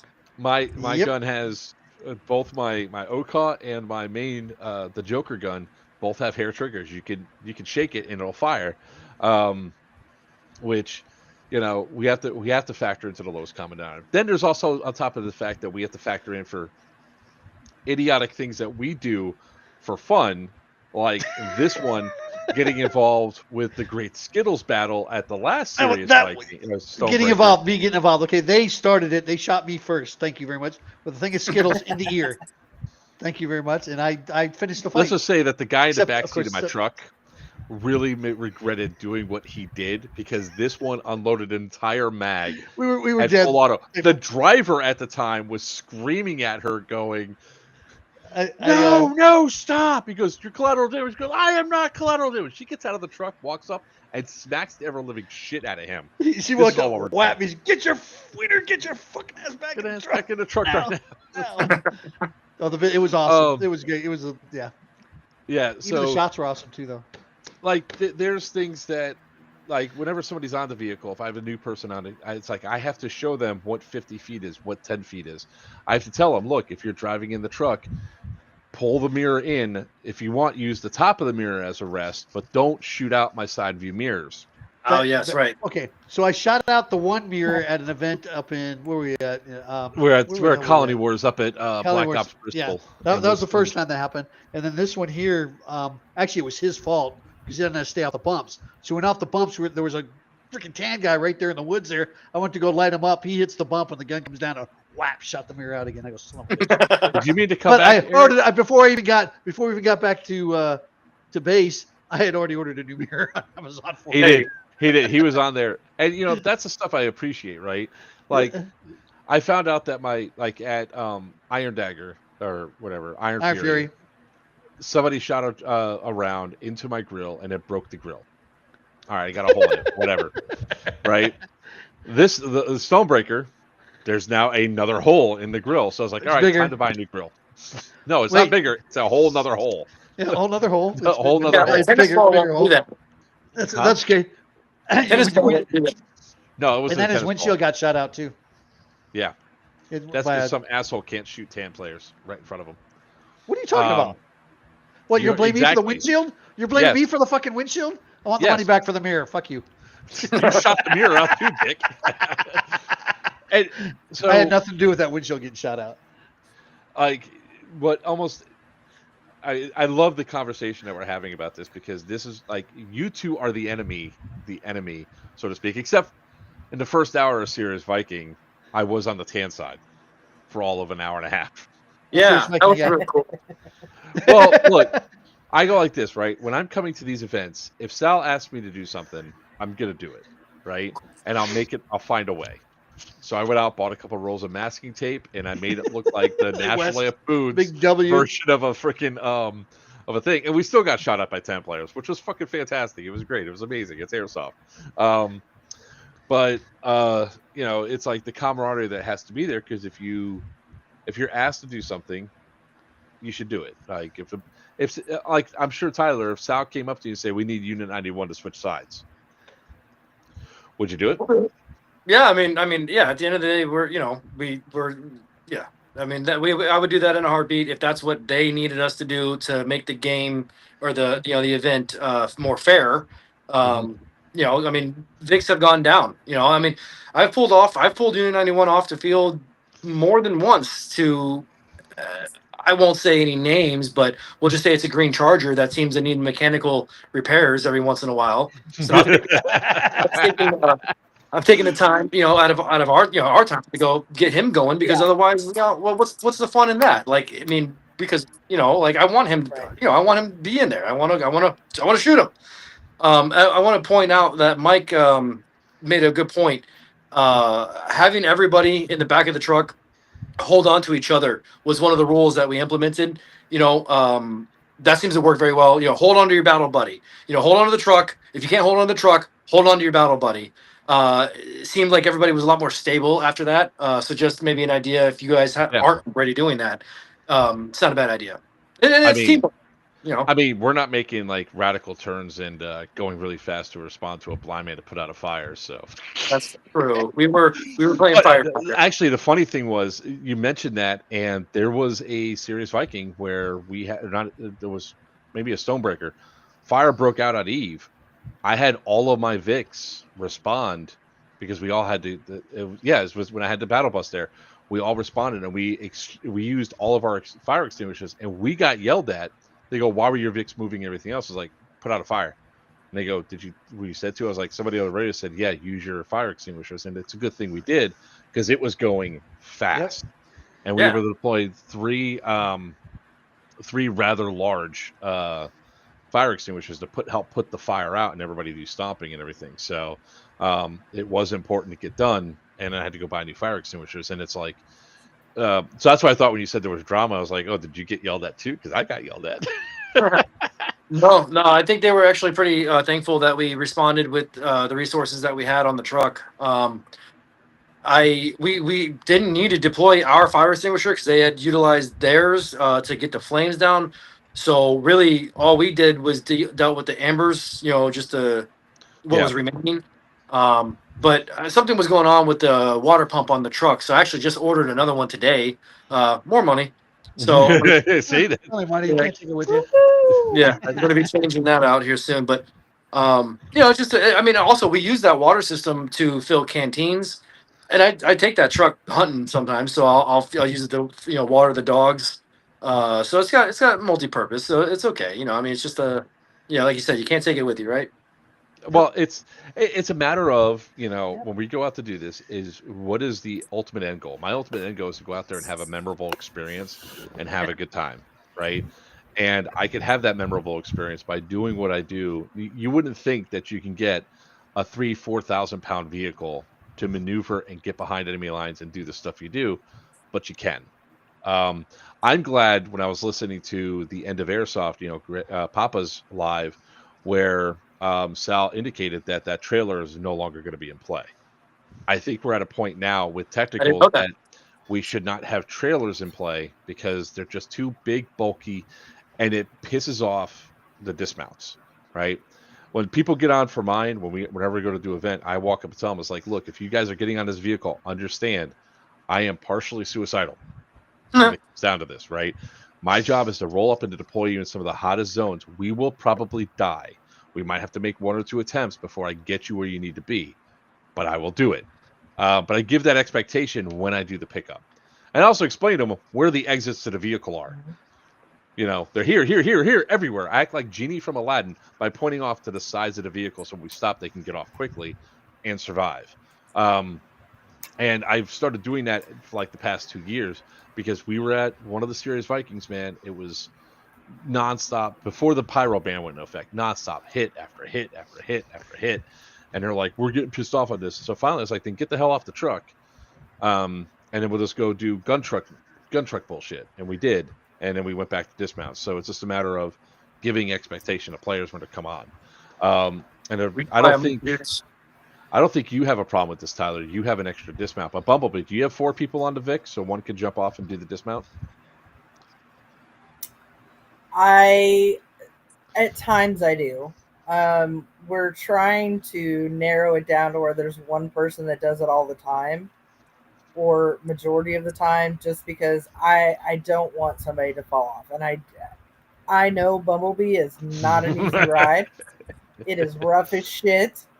I will drive through trees like, hey, watch your head. Mhm. Here we go. You can ask Turpin. Yeah. When I took him out to his position, I literally mowed down an entire trail of trees to get us there, to the point where I actually ripped the battery cover off and someone had to go down the trail and retrieve it for me later. What were you going to say?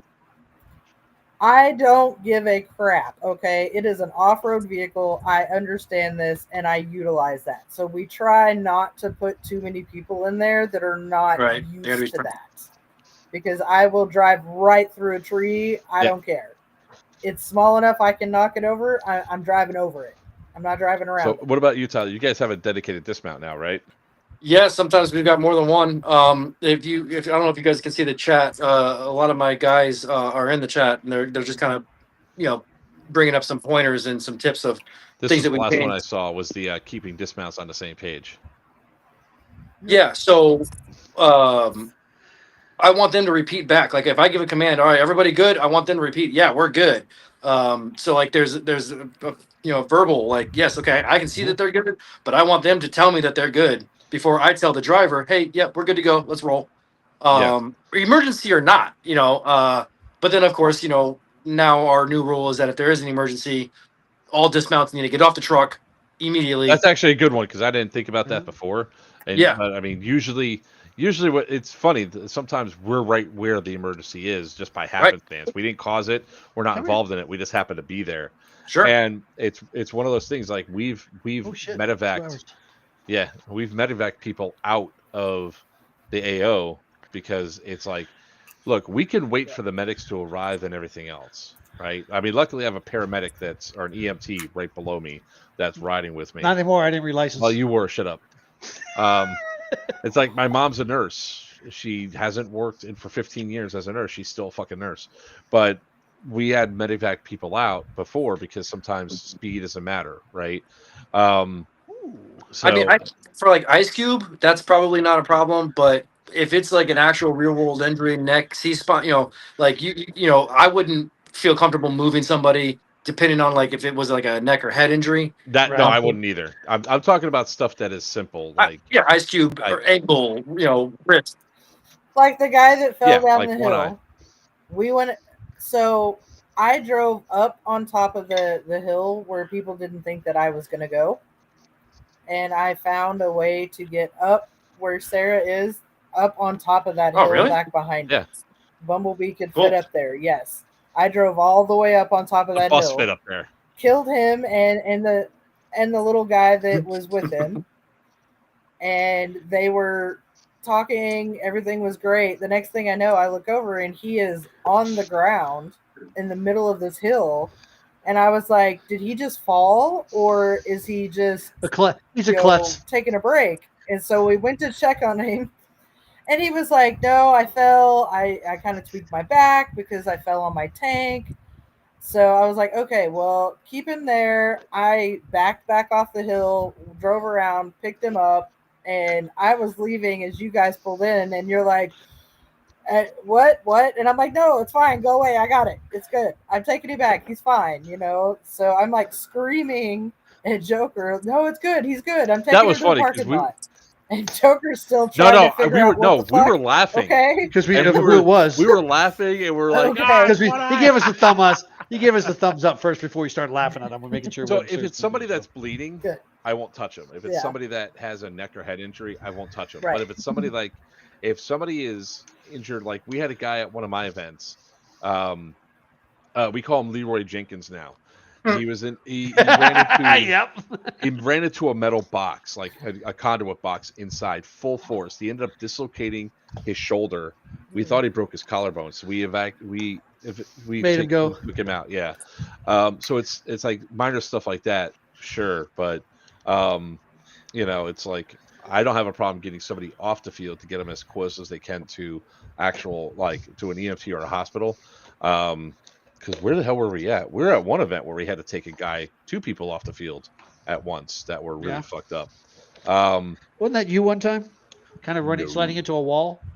No, my ass walked all the way back to our staging area while I was bleeding, had my leg get bandaged up, and then I took my own happy ass to the hospital. Yeah, because I wasn't. At least I didn't walk off and broke my leg and ankle inside of a ditch. I'm famous for that. Thank you very much.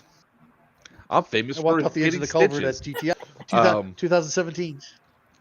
So we are going to start wrapping this up, and I definitely want to have another one. But one of the, there's so many cool moments that we could talk about, and I really just cannot wait to engage everybody else out of like you two guys again out on the field, because it's kind of awesome.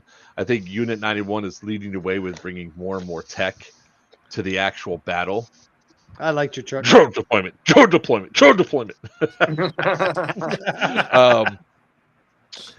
But it's the point I was getting with the dismounts for us was that we realized how important it was at Iron Fury, and we didn't have it.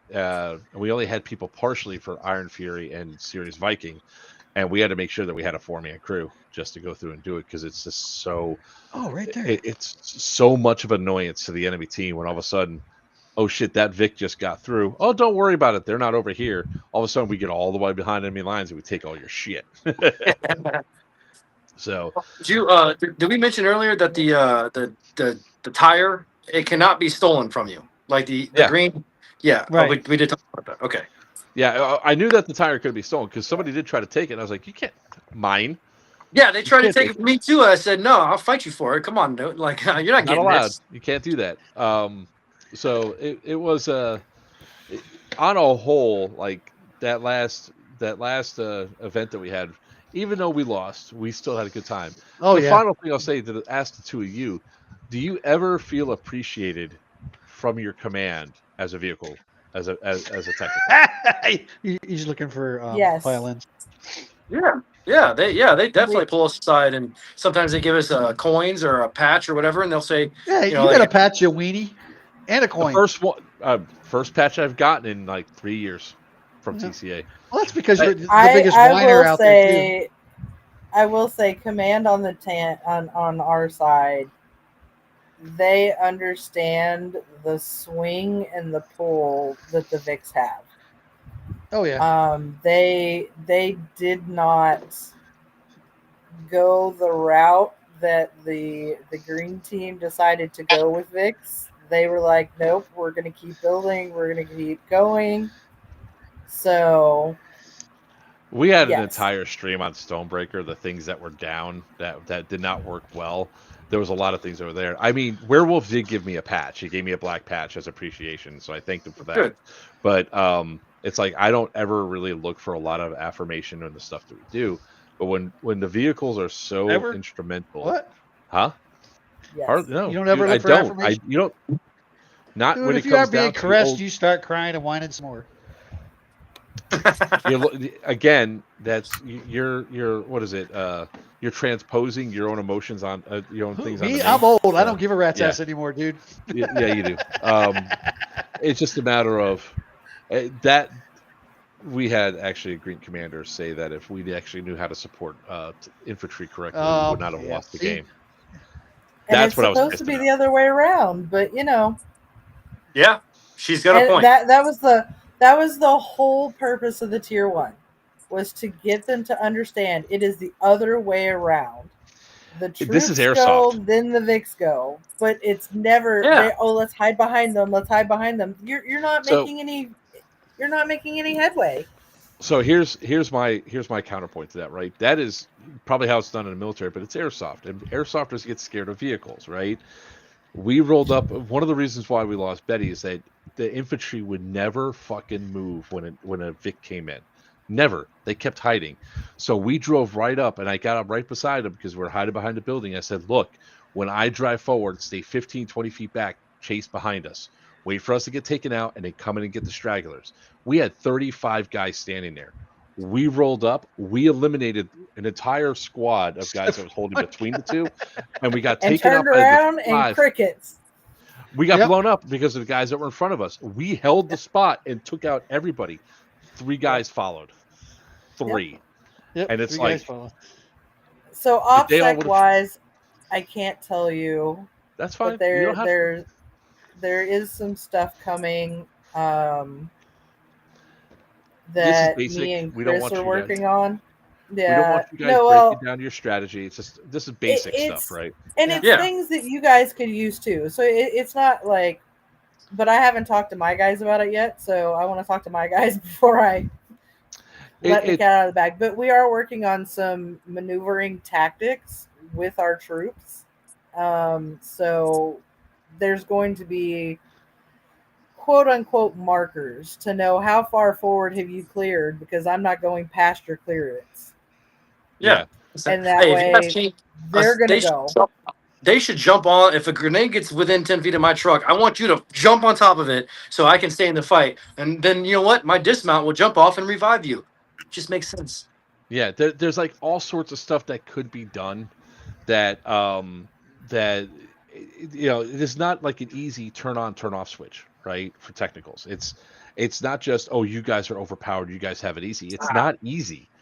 The ones that are getting No. blown up left and right that you see are ones that are just experienced, that don't have the instinct of where to go, how to drive, how to get around things, how to attack and do stuff. Now, look, I am not the thing that should be modeled after everybody because, like I said, I do stuff where I know I'm going to go up and get eliminated. But Right. my job is to be chaos. My job is I to will come be up the and make you guys sacrificial scatter. lamb. With the chaos CO in with your vehicle. Every once in a while, it's okay. You know, you do a kamikaze mission, sure. Every mission's Yeah. a kamikaze Kamikaze mission. Look, if I I get the think first you saw objective, that though.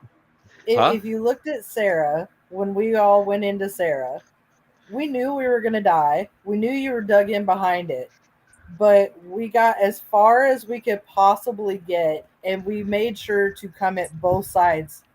Because I was like, if you're going to kill me, I'm going to sandwich you in the middle, and all my dudes are going to come in and kill you behind me.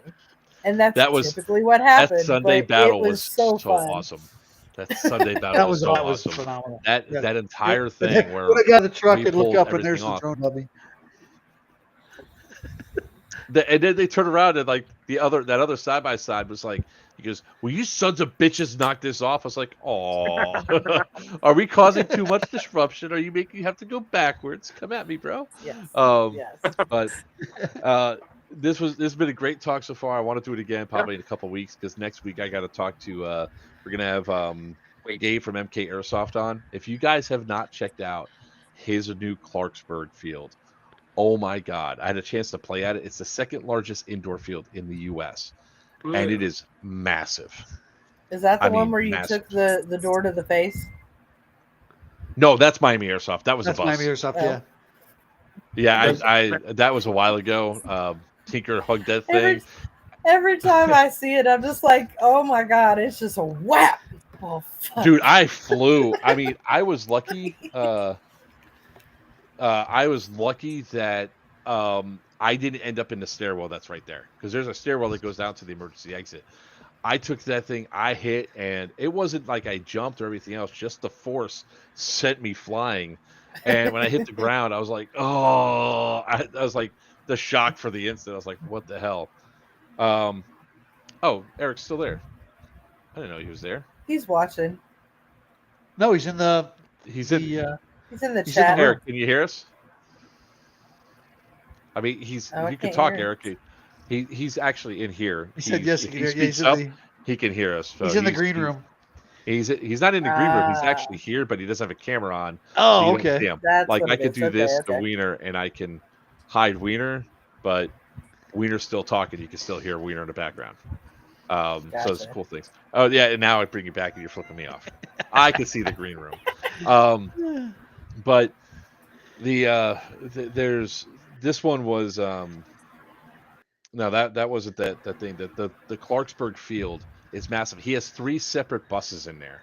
He's got massive castles in there. He's got all sorts of kill rooms throughout the entire place. That'd be a good He- idea. He, Right. there's Does it have air conditioning? inside the staging area, yes. In the field, no. But I know. It's if it's raining this weekend, we may take a little trip to MK. It is worth the trip to go Trip. to. When I got there at like 3:00 in the afternoon. I went up and I got onto the catwalk and I looked around. I was like, "Holy shit, this place is massive." So it's big. It's awesome. You guys really should check it out. They've really done some amazing things there. They do multiple different game modes, so you're just not playing Force on Force all day. And the player base was actually real chill too. So it's an interesting experience. So with that being said, we're going to go ahead and start wrapping this up. So now we have a new date to add in. So April 19th at Doomsday Doomsday Airsoft, Paintball and Airsoft. Paintball and Doomsday. Airsoft in Athens, Alabama. Athens, Alabama. They're going to be having their 2-year anniversary. It's only 50. It's like 50. You said $50, $49, right, to play. Like that, something cheap. $49.95. It's like $50 to play. They have raffles. Like their raffle numbers are over $5,000 worth of stuff so far. They expect to have over 200 to 300 people there. It looks like it's a really good place. We We're only gonna make saw a parts of it. We're gonna go check that out. First weekend of May is going to be my buddy down here, Newbreed Airsoft Future Wars. May Chapter 2nd one. and 3rd. May 2nd and 3rd. At Extreme Outdoor Battlefield Orlando. Outdoor Extreme Battlefield Orlando. Sit it backwards. Desi. Yeah, I can't say all that. Desi. At Desi's place. Yep. Desi's Field. Yep. At Tickets the end on of the sale month, now. Go to thenewbreedairsoft.com. Get your tickets. at the end of May, we're going to have Syndicate 5. That's going to be in Warwick, New York at Mid-Orange Correctional. We're looking at having about 300 people. 350 That's the one I people have to show up for, isn't it? Yeah, he's going to be Guys the CO. have a calendar or a place that I can go to see all these events.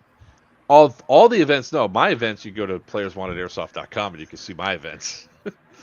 But I do So think I need between to put together. New Breed and Players Wanted, and yeah, there's better. a lot of calendars to mesh. I got Yeah, a new I breed patch over there. Huh? Yep. I got a new breed patch. Yes, you do. Yeah, he okay. keeps handing them out like they're Hey, kids. I advertise. Um, I network. Put it that way.